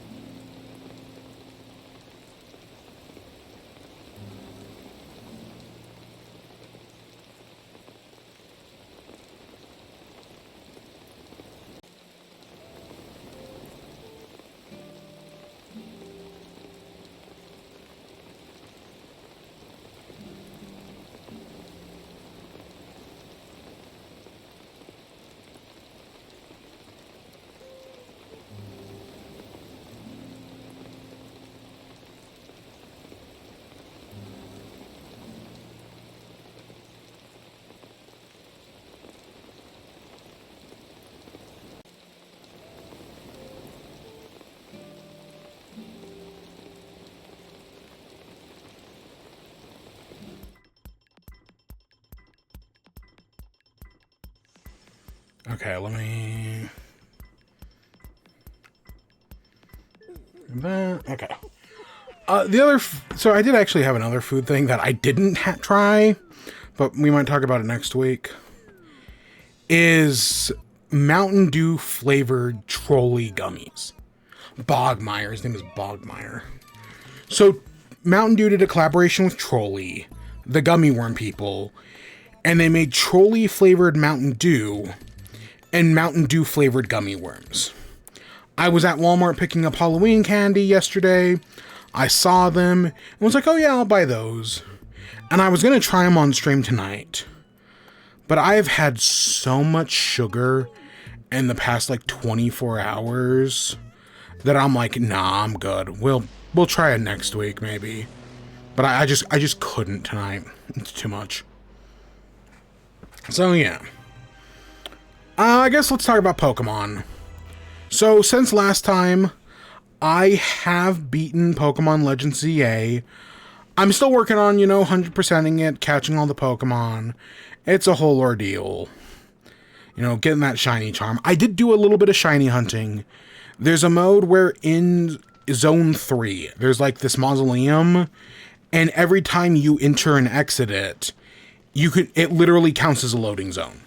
And you can literally just I used one of the Joy-Con straps, hooked it up like underneath the controller, so that way it was constantly pressing down on the stick, and just did that, and it worked fantastic. And I shiny hunted for like an hour and a half. I got a Litleo and a Go-Goat. So I've done a little bit of hunting, but I also did find 2 legitimate shinies. Because I know last week I had said I was 30 hours in and I haven't even found 1 shiny. Yeah, the next thing I did, I found one. I was wandering around doing some side quests. I hadn't beaten the story by this point. And all of a sudden, I see a gold Magikarp. It didn't sparkle or anything. Just noticed it across the river. Found my way across the river. Caught it easily. And then later on, when I was trying... Because I've already caught all the Pokemon in each of the zones. So I was trying to get all the Pokemon in zone... I want to say it's 8 or something. The one next to zone 5. The one in front of the...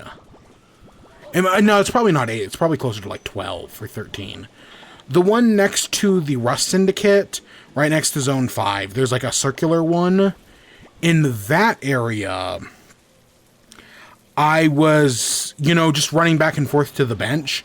Because this was before I learned about the quick travel trick. But I was running back and forth to the bench. And one time when I was going to the bench, all of a sudden I heard the shiny noise. I got a shiny Bellsprout. So that's another find I got. So that was cool.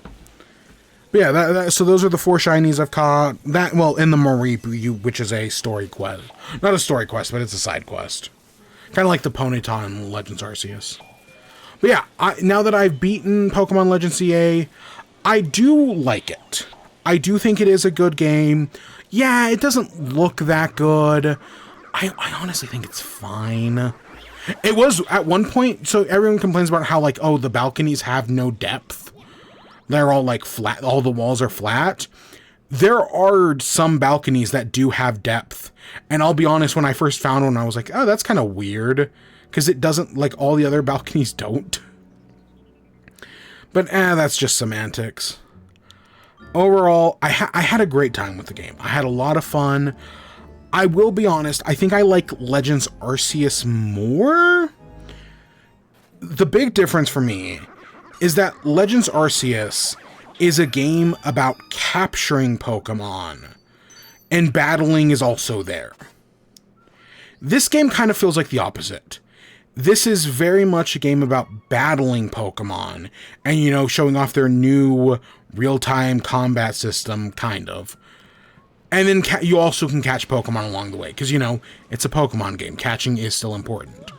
But yeah, I would definitely say they have opposite priorities.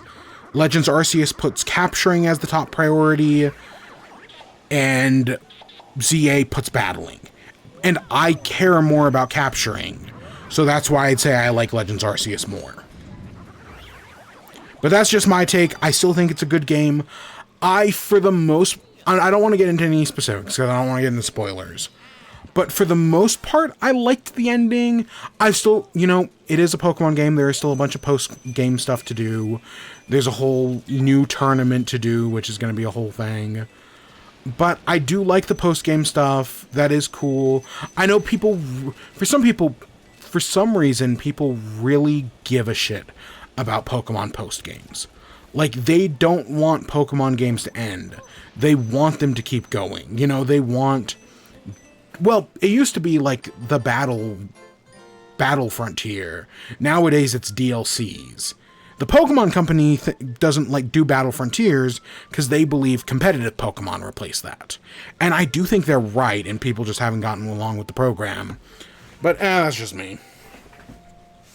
I do get the appeal of post-game content. I don't think it's as big of a deal as some people make it out to be. But I do think the DLCs do a good job, and Legends Arceus had some great post-game content. I would argue you haven't beat the game until you do the post-game stuff. I don't know if I'd go that far with this one, but it's definitely a start. Freaking Speedy Specters. That's, I think, the second one we've lost. Whatever. But yeah, no, I enjoyed Legends ZA. I think it runs fine on Switch. I think the real-time combat's fun enough. I haven't done any of the ranked mode stuff yet to get the Mega Greninja that they're doing right now. I'll get around to it eventually. Like, sometime in the next, few days, because I know the next tournament starts, next week, so I gotta do that, soon. But other than that, I'm having a good time with the game. As you know, a Pokemon fan, I would recommend it. But if you're not a Pokemon fan, this isn't going to be the game that converts you. But I still think it's a good game. There are some plot twists where I'm kind of like, whatever. But then there was one plot twist that I was like, oh, that's actually pretty good. I like that. I don't think it's the biggest deal in the world, but it was like, oh, that's neat. Overall, I feel like people are mixed on the narrative from what I've heard. I actually really liked it. I felt like the conclusion was built up to enough. I liked the ending. I think it was a pretty solid ending for the game. Again, without getting into any specifics, I liked the ending. I think they're doing they do some interesting stuff. I've got the actual combat of the ending I've got some issues with. But the story stuff, I think the story stuff is fine. There's one kind of weird moment. But other than that, I think it's good. I like the characters a lot. Pokemon knows how to make good characters. That's it's funny because X and Y doesn't have good characters. X and Y, in my opinion, has some of the most forgettable characters in the franchise.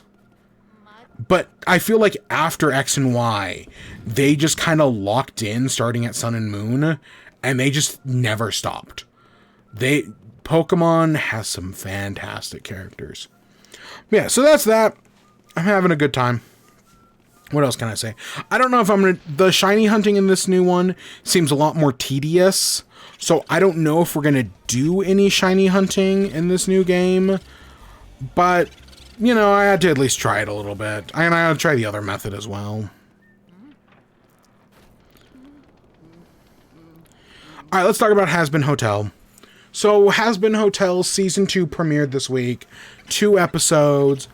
And, yeah, it's still Hazbin Hotel. Listen, like I said when we originally talked about Season 1, I don't know all of the bullshit that VivZpop has done. I know they have a very controversial history, and there's a part of me that doesn't give a shit, that doesn't care how the sausage gets made, as long as you're not donating to Republicans or actively leading campaigns of terror to try to exterminate groups of people, which, as far as I can tell, VivZpop hasn't done either of those things, as far as I can tell. So, yeah. But I thought Hazbin Hotel was fun. I liked it. It's, people make jokes about, oh, if a show was written like Hazbin Hotel, and it's just them constantly saying fuck and whatnot. And yeah, that's definitely true for these 2 new episodes. There are multiple times in these new episodes where like they're like doing something dramatic and then they end it by saying like fuck yeah or fuck or something like that, and it just completely undercuts the moment. It's like when the MCU does something like cool or sad and then undercuts it with a joke. It's the same idea. So I get why people have a problem with it, but I for the most part think it's fine. I think the music is fine. Like, I saw people talking about that song Gravity, and it's okay. I didn't like it as much as other people did, but I think it's fine. The other stuff, the V's have another song, because that's one, like, there's that moment in the first season where, you know, in the final song, the V's have their, like, little 10-15 second moment that people love. And it was like, oh, are they going to try to recapture that? Or are you going to try to do the Vox song again? And they kind of do, but it's not as good. The Welcome to the Hotel song is fine. The Heaven song is, you know, it's better than the other Heaven song, I'll give them that, but still got some issues. I like all the characters enough, you know, Charlie's still fun. Vaggy's trying to get a new name. You know, they're trying to pull a Harley Quinn with her, which I think is fine. They're setting up the V, because one of the weird things in the original season is you have the V's, and then they just kind of don't do anything. Like, they're sort of antagonists, but then they just completely sit off the final battle, which makes sense. The final battle was very much between, you know, heaven and hell, and so the V's being there kind of undercuts things. But, you know, it's good that they're actually paying some of that off now. That seems to be like it's going to be the big thing this season. And then so that was the first episode's all about them and, you know, getting the hotel up and running. Charlie's got her anxiety still of, you know, like, oh, Serpentius died. Is this all going to work? And then the episode ends with Emily, the angel, coming in and being like, oh yeah, Charlie, guess what? Your Hazbin Hotel works. Serpentius isn't dead, but has instead been, you know, redeemed and is in heaven. It's like, what the fuck? And then the second episode is all about Serpentius in heaven, where everyone's telling him like, oh, Serpentius, you're so unique, you're one of a kind, but we're not going to let you see your friends or anything. So he just feels like so alone. And, well, you know, Emily's trying to be his friend, and so are some of the other angels. You know, he's struggling, clearly. And meanwhile, Lute's becoming the main antagonist. Because, you know, yeah. I mean, they killed Adam. I get it. We get Adam's son. It's all fine. I'm not blown away by it, but I don't think it's terrible. You know, some people just hate Visipop, and I'm not going to say they're right or wrong to do so. I just know that they do. Yeah, they don't pay me enough to give my thoughts on that. Oh, God. What, are you going to make me talk about Young Dev next? Why did I pick him of all people? I don't know. Yeah, no, I think it's fine, you know, I'm going to continue watching it. I actually watched it because the show I do want to watch that I know is, God, I hope is good, is Fiona and Cake got a season 2 that came out last week as well. And I just haven't watched it. I see it on my thing when I like open up like, oh, shows I need to watch. Fiona and Cake season 2. And I'm like, oh, that's cool. I'll get around to that. And then I just haven't. I was going to try today, and I got sidetracked with other things. Speaking of which, Ghostbusters. So Ghostbusters 1984, you know, beloved movie about nothing, or movie where nothing happens. I don't remember the exact phrasing. But I have not seen this movie in years. I've seen it a bunch. I've seen it multiple times, you know. Had it on VHS, had it on DVD. Do love the original Ghostbusters.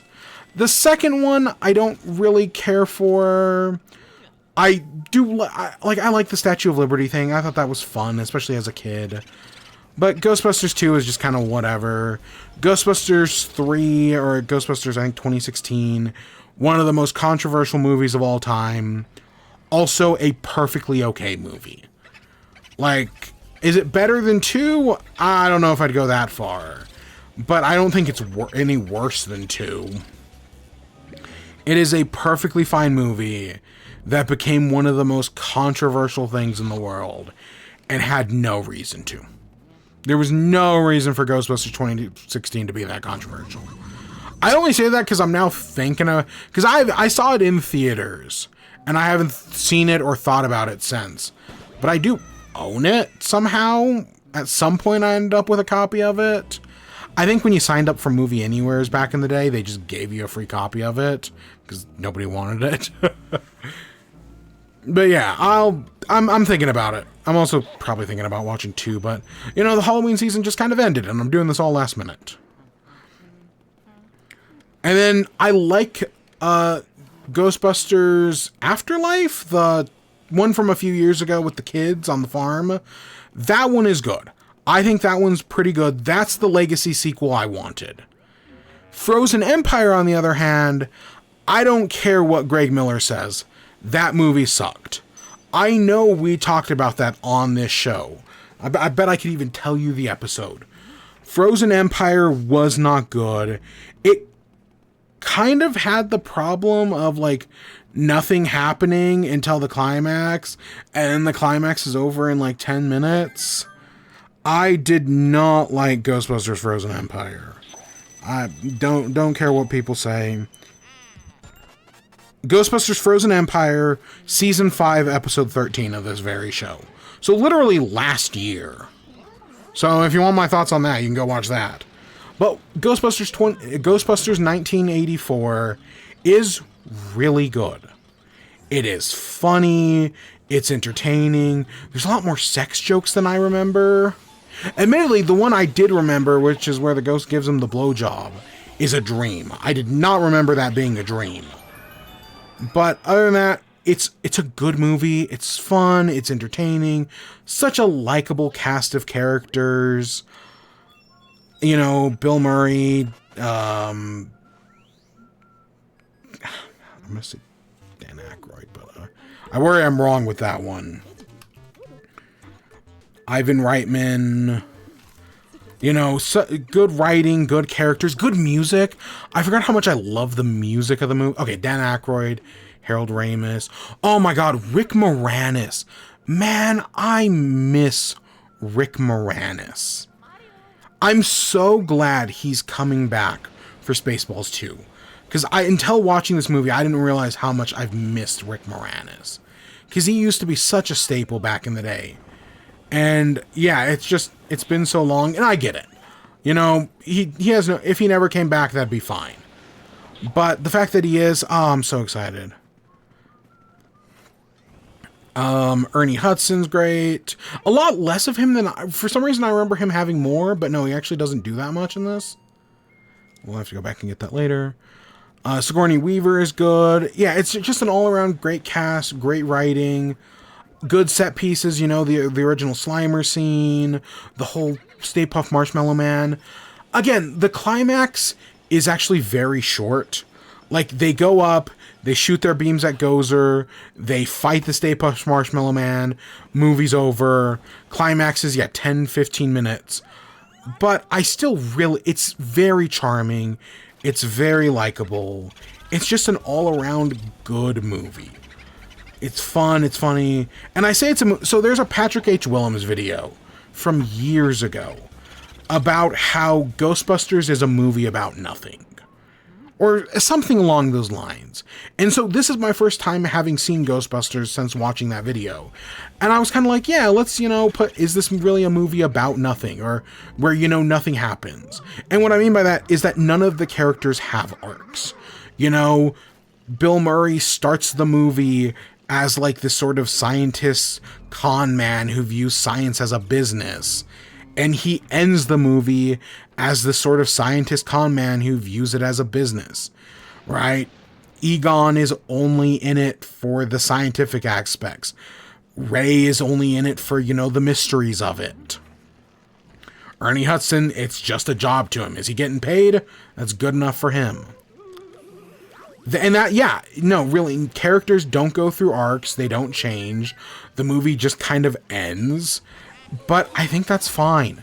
It's the one movie about nothing that is perfectly fine that it's about nothing. Which is maybe where the second one went wrong, because it tries to have arcs, potentially. I don't know. But no, I think it's a good, fun, solid movie. I did enjoy it. I'm glad I saw it in theaters. I'm glad, you know, going out, seeing it with a bunch of fans. Like, there were multiple people dressed up in Ghostbusters costumes when I went. So I had a good time. I'm glad I did it. What is that Patrick H. Willems video?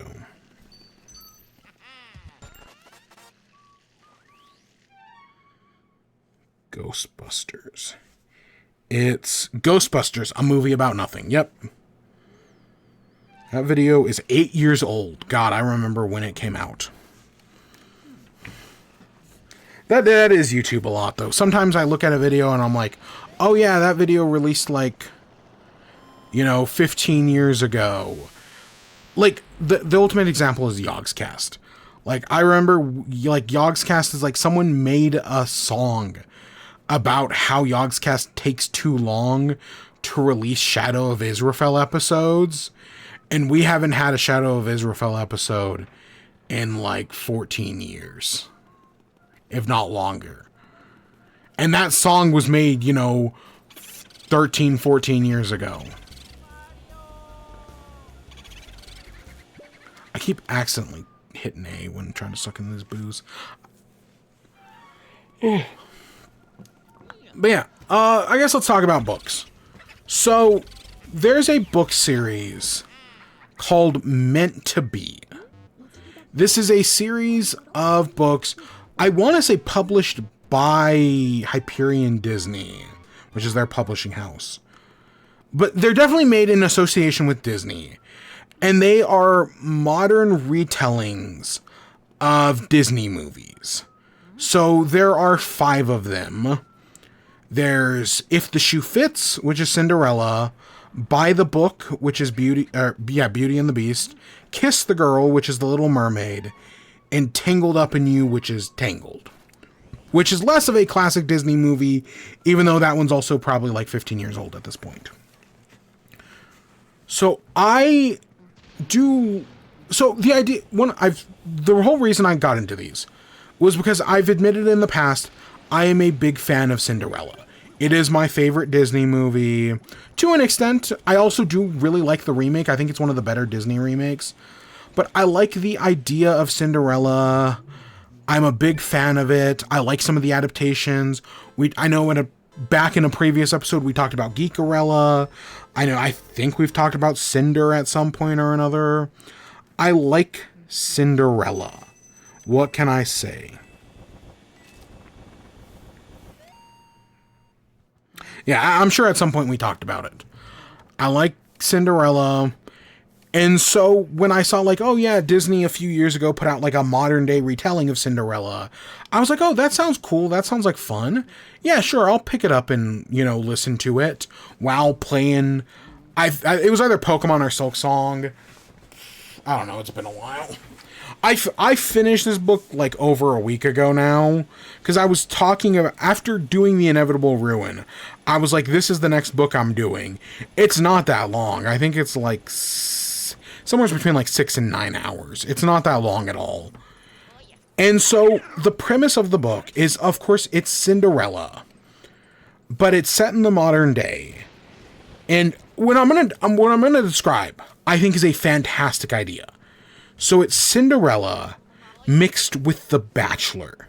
The main character's name is Cindy, and her stepmother is a producer on a show called Before Midnight, which is basically The Bachelor, where one, you know, eligible suitor courts like 24 different women. Every week a new one gets eliminated until, you know, they get down to the final 3, and then he picks one and proposes. A fun idea. And I was like, oh yeah, that sounds great. This is going to be a real interesting book. Doing that with Cinderella, you know, the evil stepmother is the producers. The stepsisters are also contestants on the show. I was like, there is so much potential here. This is going to be fantastic. Oh yeah, God, I completely forgot I had to exit the room. So, yeah, I was like, this is a great idea for a book. You know, Cinderella on The Bachelor. I've never watched The Bachelor, by the way. I've never seen a single episode. But conceptually, I really liked this idea for the book. In execution, however, the book isn't actually that good. The big problem is they're doing Cinderella, but outside of, like, some of the concepts, like, hey, there's a stepmother and stepsister. You know, there's a guy that she has an interest in. That, you know, they have to do it all before midnight. The main character is obsessed with shoes. Like, she's a fashion designer who really likes, makes her own shoes. She went to fashion school in New York. You know, she has to leave before midnight to, you know, do something else. Like, she can't stay forever, and so the prince has to go find her. Like, they're doing some of the concepts, but it's basically completely different. I think they don't go far enough with the execution. Some of the changes I don't entirely hate, but I do kind of feel like because they made the change, it makes the book weaker overall. For example, you know, you have an evil stepmother and stepsisters who are, you know, the producer on the show and contestants on the show. So obviously, you know, that's going to create conflict. Like, a very obvious conflict I thought of was, oh, you know, she's on the show, the Bachelor is falling in love with her, and that makes the stepsisters jealous, and they start bullying her. Or, you know, they start trying to, like, sabotage her. That never happens. The stepsisters are actually very nice. You know, one of them gets voted off because they do a whole, like, it's not like, oh, each week somebody gets voted off. No, in like the first episode of the show, like 6 people get voted off. The next week, 6 more people get voted off. And I want to say in that like second or third round, one of the stepsisters gets voted off. But it's all like a very touching moment. Of course, nobody knows that the 3 are related to the stepmother, that she's the producer. And then, yeah, same thing with the stepmother being the producer. I was like, oh, that's probably going to be like a big deal. Like, maybe she's going to come in and try to sabotage Cindy. Nope, never happens. Instead, there is a girl, there is like, who calls herself like the fairy godmother. I don't remember her name. I just remember that she's gay and she's trying to start bisexual before midnight. Which, has there been a bisexual bachelor? I feels like that's such an obvious thing that I don't know if that's ever actually happened before. Like, they did old people bachelor before they did bisexual, I think. Don't quote me on that.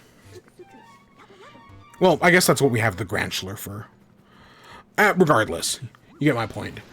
And yeah, she calls herself the fairy godmother, but she also is the one who's like, oh yeah, he's not gonna pick you. They basically, spoiler alert for this whole book, they reveal near the end that the whole thing has been rigged from the start.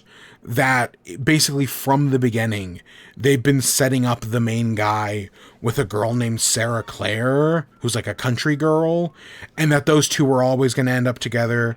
There is a Heather type, like bitchy mean girl who almost gets voted off the show, but then stays behind anyways. And because, you know, the producers like her because she creates drama. But it never goes as far as you want. I do like Cindy enough. A big thing is that she's plus size. You know, she's a bigger girl, and you know, they talk a lot about like, oh, well, this is a reality show, and you couldn't find a single dress in New York that like fits my size. You know, you've had weeks to prepare and you got nothing. Yeah, I get that. There's some good moments like that. You know, she worries that she's never going to be good enough for this reality show. Like, originally, the stepmother tries to, like, warn her against going on the show, mainly because she knows how mean people on, like, Reddit and 4chan can be, especially to girls who look like her, and she doesn't want Cindy to deal with those stress. And it's not like an evil thing, it's more of a caring thing. I actually think the scene works fine, all things considered. So yeah, I enjoyed that aspect well enough. But yeah, they don't go far enough with the premise. Like, there's a rewrite of the book where the evil stepsisters and stepmother are evil, and it works out. But they just don't go far enough with the drama. I guess I wanted more of that reality TV show drama camp, and we just didn't get it.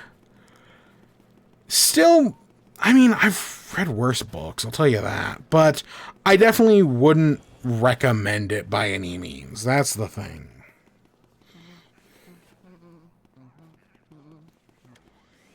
I wanted to like it a lot more than I did. So after I finished that one, even though, again, I wasn't too up and up on it, I was like, you know what? Fuck it. Let's do the next one. So the second book is called Buy the Book. It's Beauty and the Beast. Now, Geekarella also did Beauty and the Beast. And to be fair, I didn't care for that one either. That one was like, oh, it's this like asshole actor who, you know, this girl destroys like a book in his library that costs like thousands of dollars. And now she has to like work for him to pay it back. And it was a fine premise and it had its moments. This one is, her name is Isabel, and she's a black woman. And again, these books are clearly saying something. You know, Cindy was a plus size girl. Isabella is a black woman. We'll get to Ariel / Melody. She's Latino. I don't know if the Tangled one was dealing with cults. We'll talk about it. But, you know, she works for this book publishing house. And there's this one guy, Bo Townsend? Bo something. And he's, you know, his father was like a famous director. His mother was like a model. And he's Kardashian famous. Like, I don't know if they say what he's famous for, other than the fact that his parents are famous. I think he's just Kardashian famous, where, you know, he's famous just because. And basically, after the death of his father, he got a chance, you know, they offered him a book deal, like a $2 million book deal.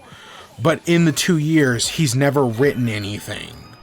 So the main character, you know, she lives in New York, but she's in LA for a wedding. And while there, she's like, oh, well, you know, I can just make the drive down to, I'm going to say Anaheim. It probably wasn't Anaheim, but it's somewhere else in California. Pasadena. It's probably Pasadena, actually.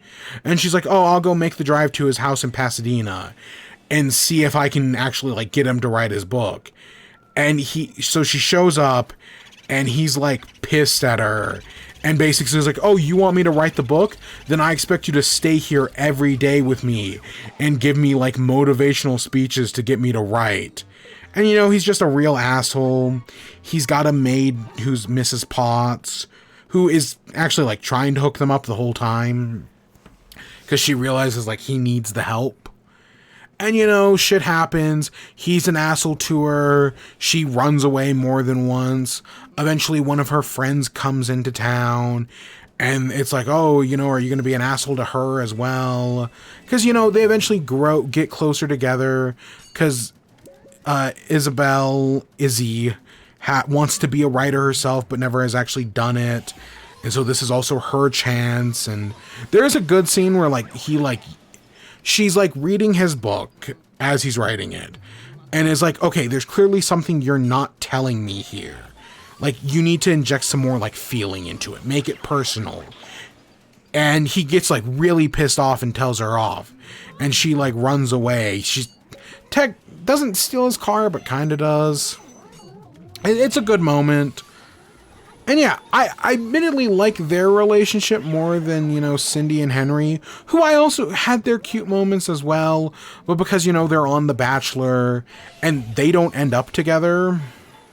I mean, they kind of do, but, like, you know, in the modern era, we very much live in, like, what's it called? Young adult, not young adult, new adult. I think new adult's the genre, which is like spicy fiction. And of course I was like, oh, these are Disney books. They're not going to be that spicy.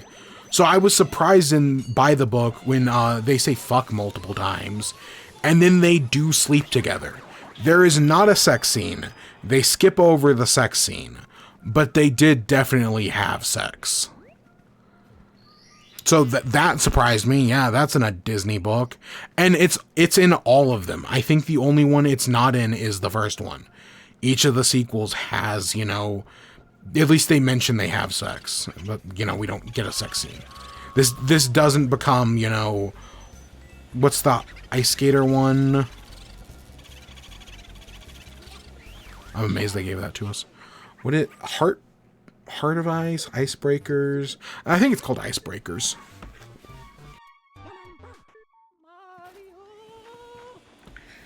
But yeah, I think this one is fine. I didn't love it, but I didn't hate it either.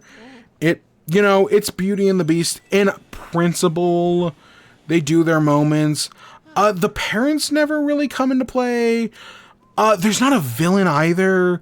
That's kind of a trend for these first two, is that there's no real, like, there's this guy named I think his name is Gavin, who is, you know, supposed to be Gaston, and he works at the same publishing house as Izzy, and he's, you know, a chauvinistic man who's, like, trying to sabotage her as a black woman. And yeah, he gets fired at the end of the book, but he really doesn't do anything for most of it. None of the other, you know, it's only just, you know, Bo, who is our beast, and Mrs. Potts. None of the other, you know, there's no Lumiere, there's no Cogsworth or any of the other ones. Yeah, it was a fine book. Again, Disney modern take on Beauty and the Beast. It's exactly what I expected. The third one was called Kiss the Girl. It's The Little Mermaid. So the basic premise is that, God, I don't remember any of the people's names. Teo. He's a Latin American, you know, music star who eventually, him and his wife, they blew up. They started their own band. They hit, you know, #1 throughout, like, certain parts of Latin America and Europe. And they made enough money to start their own label. And he used his power and influence to make his daughters famous. They had 7 daughters, our main character Ariel/Melody being the youngest of them. And they started, they had their own TV show called, like, The Seven Seas or The Seven Mermaids or something like that. And then after that show ended, they started a band. You know, it kind of reminds me of, like, they're doing, like, elements of, like, Selena or something like that. And so this group has been, you know, they've been doing this since they were kids. Ariel, our youngest, is 25. And now the band's, I mean, they're broken up, but it's more that they're taking a break to all do their own things. Like, one wants to go to law school. One, you know, is doing something else. So I legitimately don't remember I only remember the law school one. But, you know, each of the sisters wants to do their own thing. And the dad is like, okay, well, you know, what if we instead go back to the studio and do another album? And basically Ariel is like, okay, well, I'm the youngest. I'm the one you want to be the pop star. So I'll do it. You know, I'll do my own solo career if you let my sisters do their own things. So it starts off with her making that sacrifice for her dad. And then that night, she and one of the sisters go out. And she runs into this guy, Eric, who has his own, you know, up-and-coming indie rock band called Star-Crossed. And it's an all-female band except for the main singer, Eric. And through, you know, circumstance, someone tries to steal Eric's guitar. Ariel, her real name is Melody, but everyone just calls her Ariel. She, you know, saves his guitar. The two go on a date. They start falling in love. But they were supposed to be on, like, a TV show to announce her solo career. And she misses it. And so the father, like, in the aftermath, like, kicks her out. And so she goes on tour with Star-Crossed to, like, sell their merchandise. And it turns out the manager, who I thought the manager was going to be, like, their Ursula. Spoiler alert, it's the father. Like, yes, I know in the original Little Mermaid, or at least the Disney movie, the father is, you know, the overprotective type. But in this one, he's the overprotective type, but he's also, like, the villain.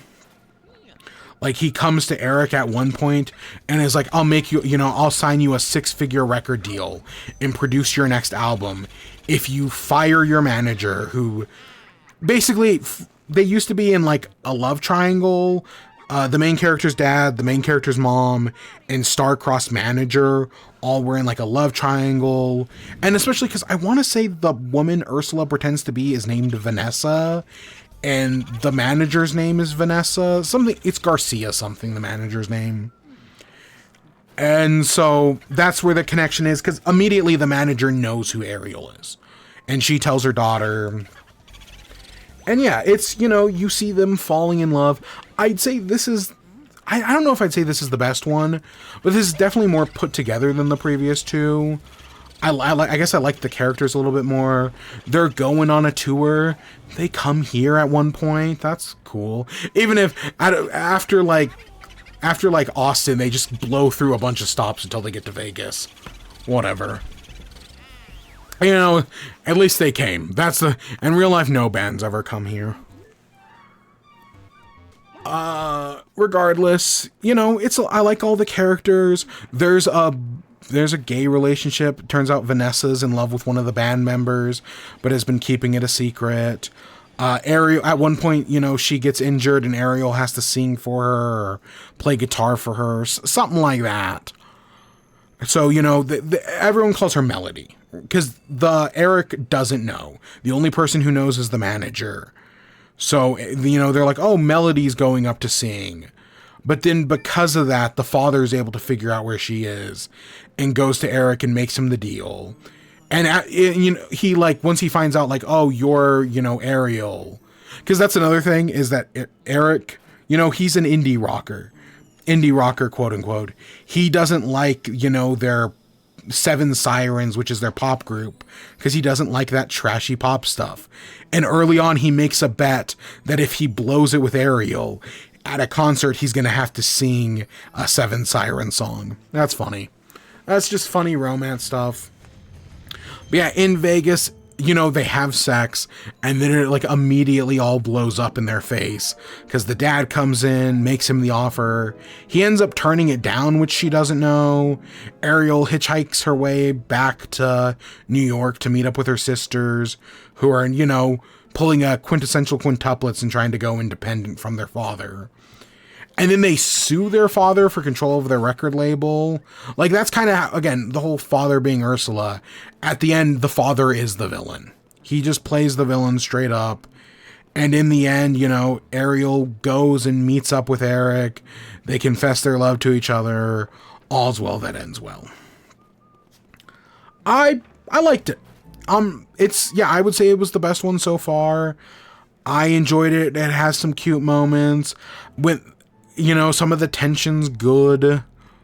I like the characters. What can I say? Again, it's still Disney book. But from what I expected, it was good. And that brings us to the last one that I've read. Because there is a fifth one, which is Mulan. Haven't gotten to that one yet. But 4 is Tangled. It's called Tangled Up in You. This one, out of all of these, they're all they're adapting the Disney properties, but they're all kind of loose with their adaptations. This one is it's a lot more strict to the adaptation. There's a girl, Rapunzel, and she is, she's, instead of being in a tower, she grew up in a homestead. She's never seen the outside world for the most part. But now her parents have let her go to college. Against their better judgment, because they believe she should never leave the house. She's going to college for the first time. A thing that the one thing I didn't mention about the previous book, we get Eric's perspective. In the first 2 books, it's just the girl's perspective. Usually, when in Geekarella and the Beauty and the Beast one, I did not like the guy's perspective. Mainly because they were annoying assholes. I probably would have hated by the book if we had gotten Beau's perspective. But because we didn't, I think I liked it a little bit more. But Eric in that one, and then, Fitz, I think his name is Fitz in this one. Because they're more likable. Admittedly, Fitz is kind of an asshole, but you find out he's got this whole deal with his father that if he's not top of the class, he'll go back to jail or go back to whatever. Or I guess his adopted father. And so that's why he's like kind of an asshole to, not Raffi, whatever the Rapunzel's stand-in is. I don't remember what they call her. Why can I not? It's not. It's like Rapunzel, but it's like Raffi, or it's not. It definitely starts with an R. I just cannot think of it.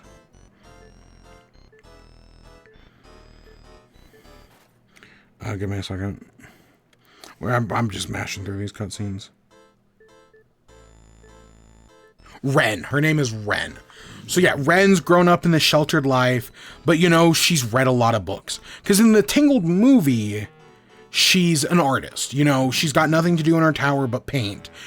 Ren in this book is kind of an artist, but it's more that, you know, because she's read so many books on her homestead, she's a scholar. And, you know, now she wants to expand her knowledge by going to college. In the process, she takes, in one of her college classes, they do DNA tests. And when she submits her DNA test, it comes back with a match, claiming that, you know, 99% chance this is your father, but it's not her father, like Steve on the homestead. It's somebody else in like Georgia.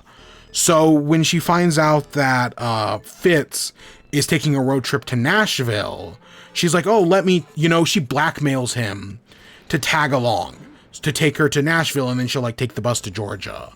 Because in the original, you know, in the movie Tangled, she steals the crown to blackmail Eugene to take her to Corona to see the lanterns. And this one, it's to take her to see her you know, potential father. So they go out, they go on their road trip. Again, this one sticks more to the movie. Like in the Tangled movie, you get a scene where they go to like the Ugly Duckling, which is like a bar, which, you know, all the roughest, toughest men. But then, you know, Rapunzel sings a song about having a dream, and then all the men share their dreams. You know, the piano guy, the ugly guy, the baker. This one's kind of the same thing. Like they go to this bar, like the Broken Eagle, and then they have their wallet stolen. And Rapunzel goes up and gives this speech about how it's not nice, and that she's going to pass around a bag and ask them to give the wallets back. And while she's doing that, she's going to tell some jokes. And she's just likable. Like, that's the whole thing. Like, someone early on, like one of the college professors, is like, you know, Ren is weird, but she's so likable that while at first people find her annoying, if you get to know her, you'll fall in love with her. And yeah, that's kind of it. You know, again, it's doing the movie where Ren, you know, she's just supposed to be this ball of sunshine, very sheltered, but very likable character. And I'd say for the most part, she is.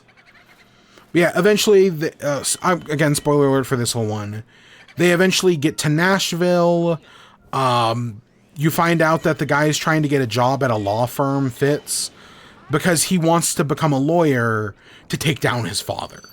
His adopted father, because originally he was in like a foster home with this woman, I'm gonna say like Maria or something, but he was taken away from them and put with this rich guy, who this rich guy is an asshole, and she doesn't want to deal with that. Luigi. Cute.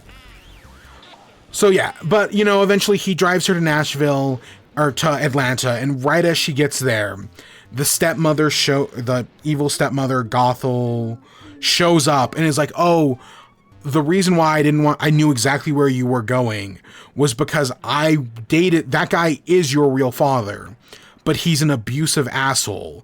And that's why, you know, I moved all the way across the country. So like to get you out of that abusive relationship, and you showing up here, that invites him back into her life. Like she does this whole lie. She reveals that, you know, Fitz, it went to jail. He stole a car. I don't think he killed anybody. And, you know, by this point, you know, Rapunzel is in love with Fitz. They've slept together. And eventually, you know, she goes back to the homestead. Because I figured out, the second they revealed, like, oh, it's not her father, I'm like, oh, okay, they're keeping on to the homestead because they kidnapped her. Like, that's exactly what's going down here. Like, I know the original movie, which, again, they stick close enough to, because in the movie, they frame it as Gothel like sets it up where it's like, oh yeah, Eugene is, you know, he's a criminal, and the moment he gets the crown, he'll leave you. So she sets it up in a way to get him to leave. But in this, they, you know, after Rapunzel disappears, Ren, Fitz goes to like check in on the stepfather to see if like she showed up, and that's when they realize like, oh, that's our kidnapped daughter. So they rush back, you know, before Ren and her, you know, kidnapping parents can disappear. They get back. The book ends with a shootout with the cops. Like literally, the stepdad who kidnapped her is murdered at the end of the book because he tries to shoot at the cops, and so they shoot back. And yeah, it's a crazy scene. There is no, like, one of the great moments in the movie, because I did rewatch the movie, that's why all this is fresh in my head, is near the end, right, Eugene cuts off her hair to defeat Gothel. You don't really get a moment like that in this. Like, there is that moment of Rapunzel, you know, she's figuring it all out. Like, she finds a box in her mother's room that has, like, their original birth certificates. The mother said, you know, the mother has always claimed that she met the father in college. But now, you know, she's claiming she left an abusive relationship. Why is that? So they talk about all that. Shit, we need ice. Alright, I guess I gotta go find some ice. And yeah, it all adds up. You know, she tries to run away. She jumps out the window at one point. The firework, instead of lanterns, it's fireworks. And oh, there are flowers in the sky. You know, it's all trying to be cute. I do think this one, again, kind of like the previous one, I do think it's good for what it's doing. I think Ren is enjoyable enough. Fitz, you do hear his perspective, and while he is an asshole, you kind of get it. You know, he's the lovable thief asshole. He's admittedly a lot more brooding in this, whereas, like, he smolders in the movie. But I think it's a fine adaptation. And yeah, I enjoyed it. It definitely, yeah, when it pops off at the end, and then afterwards, it's like, oh, you know, kid who's been missing for 20 years, discovered. She's now famous overnight. You know, she's going to therapy for all of this. And then they end up, she cuts, because she has really long hair, but she finally cuts it for the first time. And then they dye it brown, just so that way she can sneak out of the hotel that they're, like, all trapped in.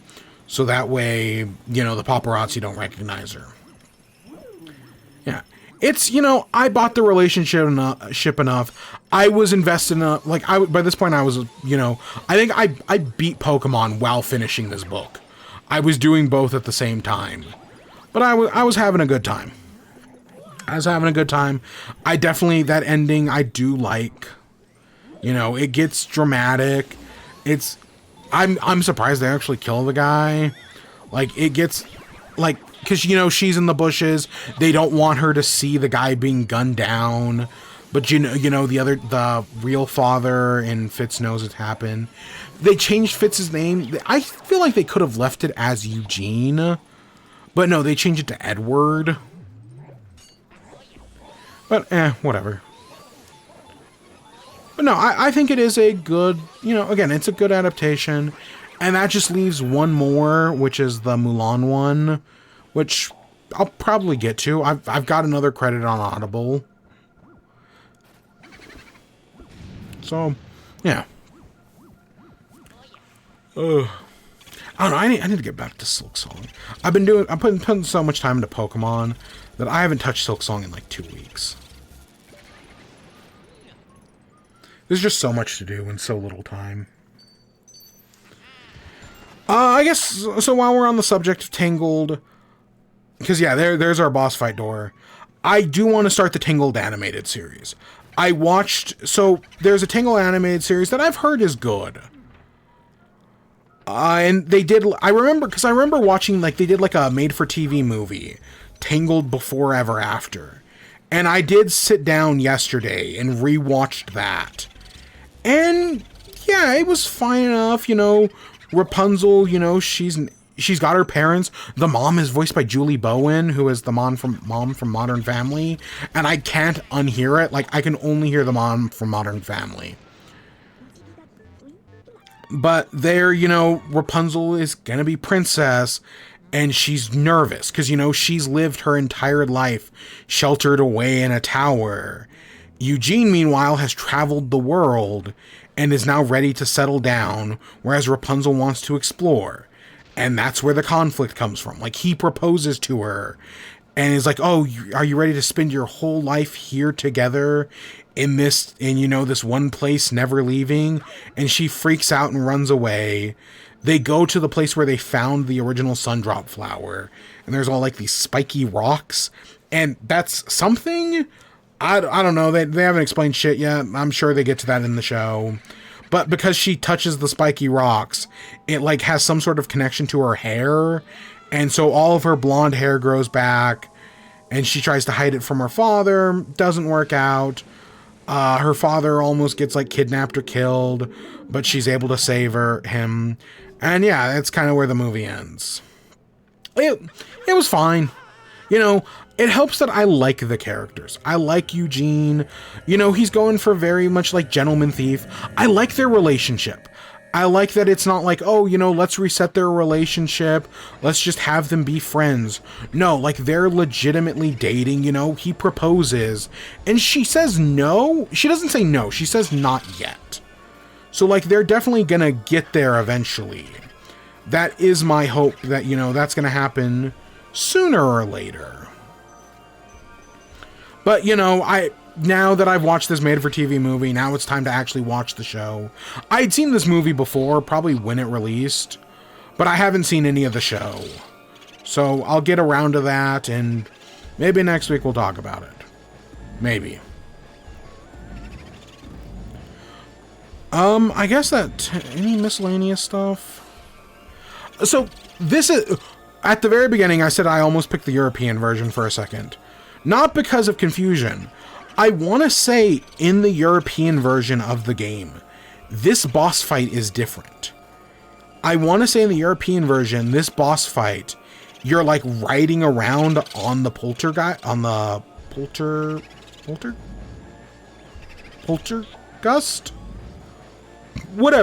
Whatever the fuck the vacuum's called. You like ride it around while fighting Boolossus. For some reason, in my memory, for some reason, the European version is different. Not that I've played the European version, but I remember hearing people talk about it. So maybe I'll have to look into that. Maybe next year we'll try the European version and see if it's any different. Yeah. I don't remember... That's the one thing I'll say about this game. I do not remember liking the boss fights. Boolossus here is simple enough, but it's kind of weird. Like, you know, you have to spray ice, but all the boos are running away, and kind of a pain in the ass. I do not like the final boss fight. I'm sure we will get to it next week. There's no way we don't. But I do not like the final, when you have to fight King Boo Bowser. Do not like that fight. Never really have. I guess, you know, Bogmire was fine. Chauncey's actually, I think, decent for like a first game boss. And Bogmire just reminds me of Bouldergeist. This is the Galaxy boss. I think, do we have to shoot them? Like, because we have a projectile shot that we haven't used up until this point. Is that what we gotta do? I don't know. Okay, the other thing that's throwing me off about this game, I have not mentioned this yet.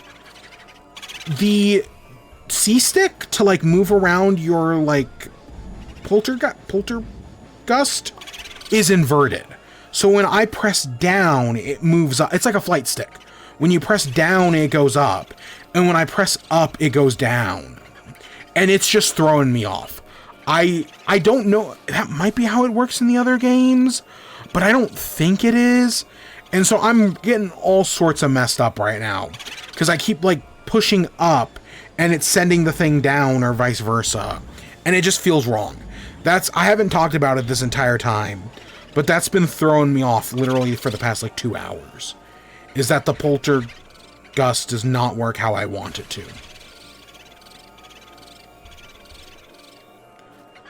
But I'm still enjoying the game. I still, you know, it's Luigi's Mansion. It's, again, this is a short, simple game, one step above a tech demo. Very weird launch title for the GameCube. But the GameCube's a weird system, so, like, what else do you expect? But I still like this. I'm still having a good time. Compared to the 3DS version, the 3DS version was fine.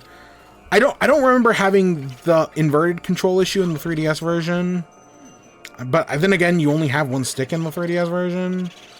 So maybe it's just not a big deal in that one. Because I want to say in the 3DS version, instead of having like the sidestep and standard controls, you can play the 3DS version like it's Luigi's Mansion 2. You can use 2's controls. And that might just be for the flashlight. I kind of don't remember. I don't know. The 3DS version is weird because it came out after the Switch released. And there's a part of me that just wishes it had been a Switch version. That's how I feel about basically everything that came out in the last, like, year of the 3DS. Samus Returns, Luigi's Mansion, kind of Hey Pikmin, kind of, because that's not really a good game. I kind of wish they had just been, you know, Switch games. But, you know, Nintendo's trying to support both systems at once. I get it. You know, they still...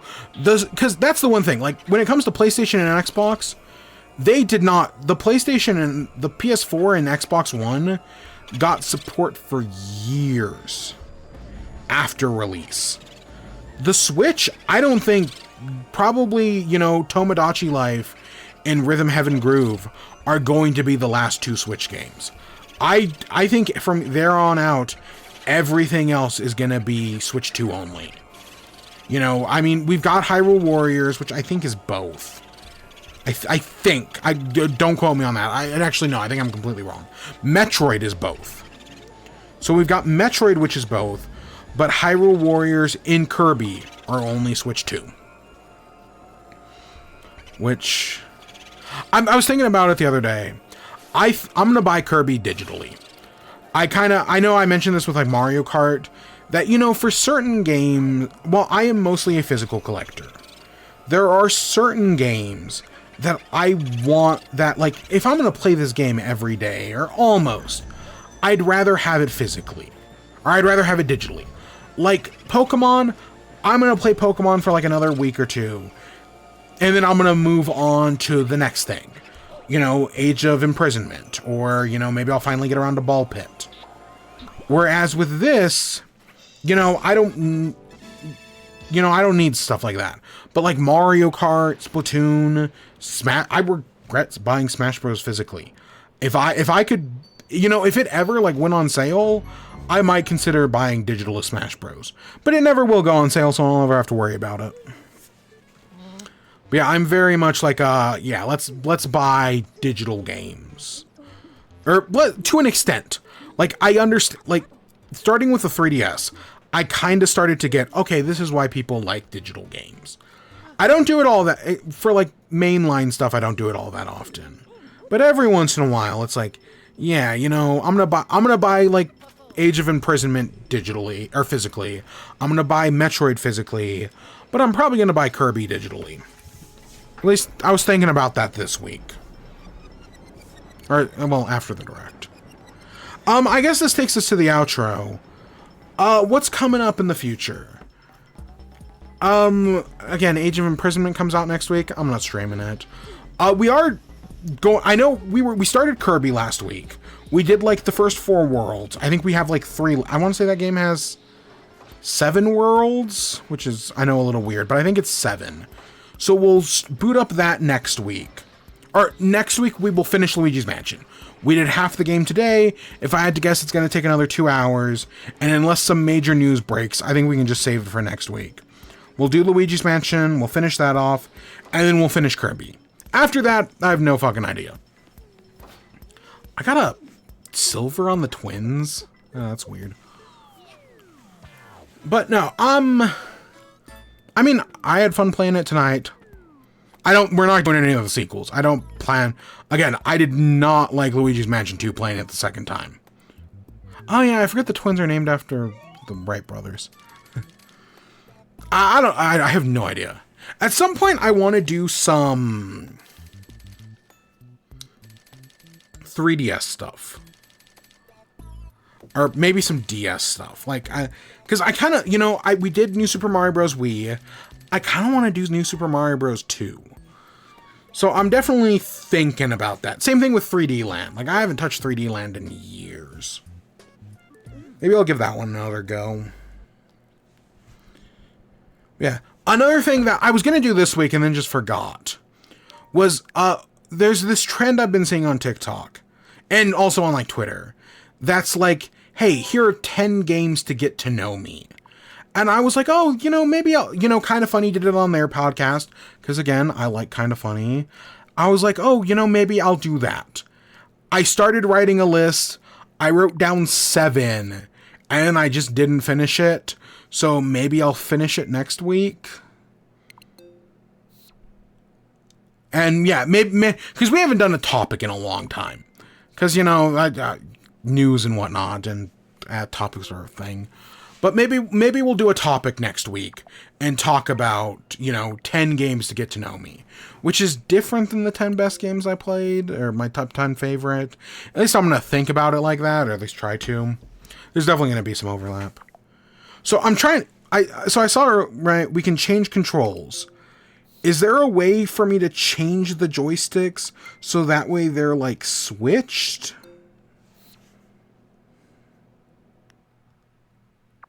How does this... No. Because if I can undo the flight stick controls, I would love that. Even though I do now worry that, you know, having spent the past like 2.5 hours with flight stick, undoing it's gonna throw off my muscle. Whatever. I'm gonna at least give it a try. How do I... Let's set it back to normal. I don't know how does this work? Clicked on that.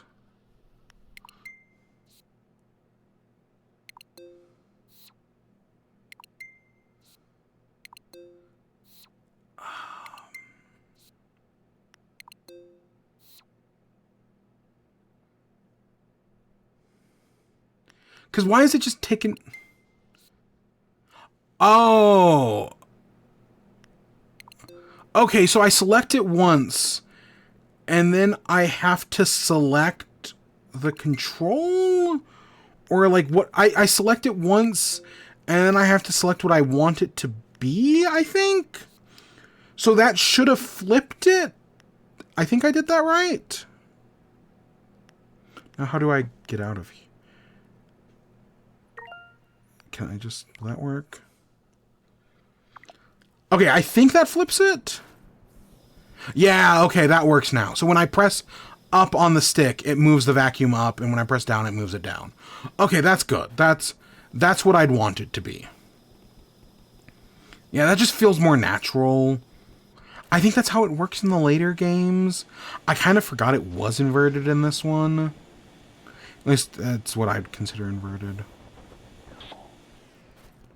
Alright, so I think that's where we're going to end off. So I hope you all enjoyed. Stay tuned for more. Till next time, peace.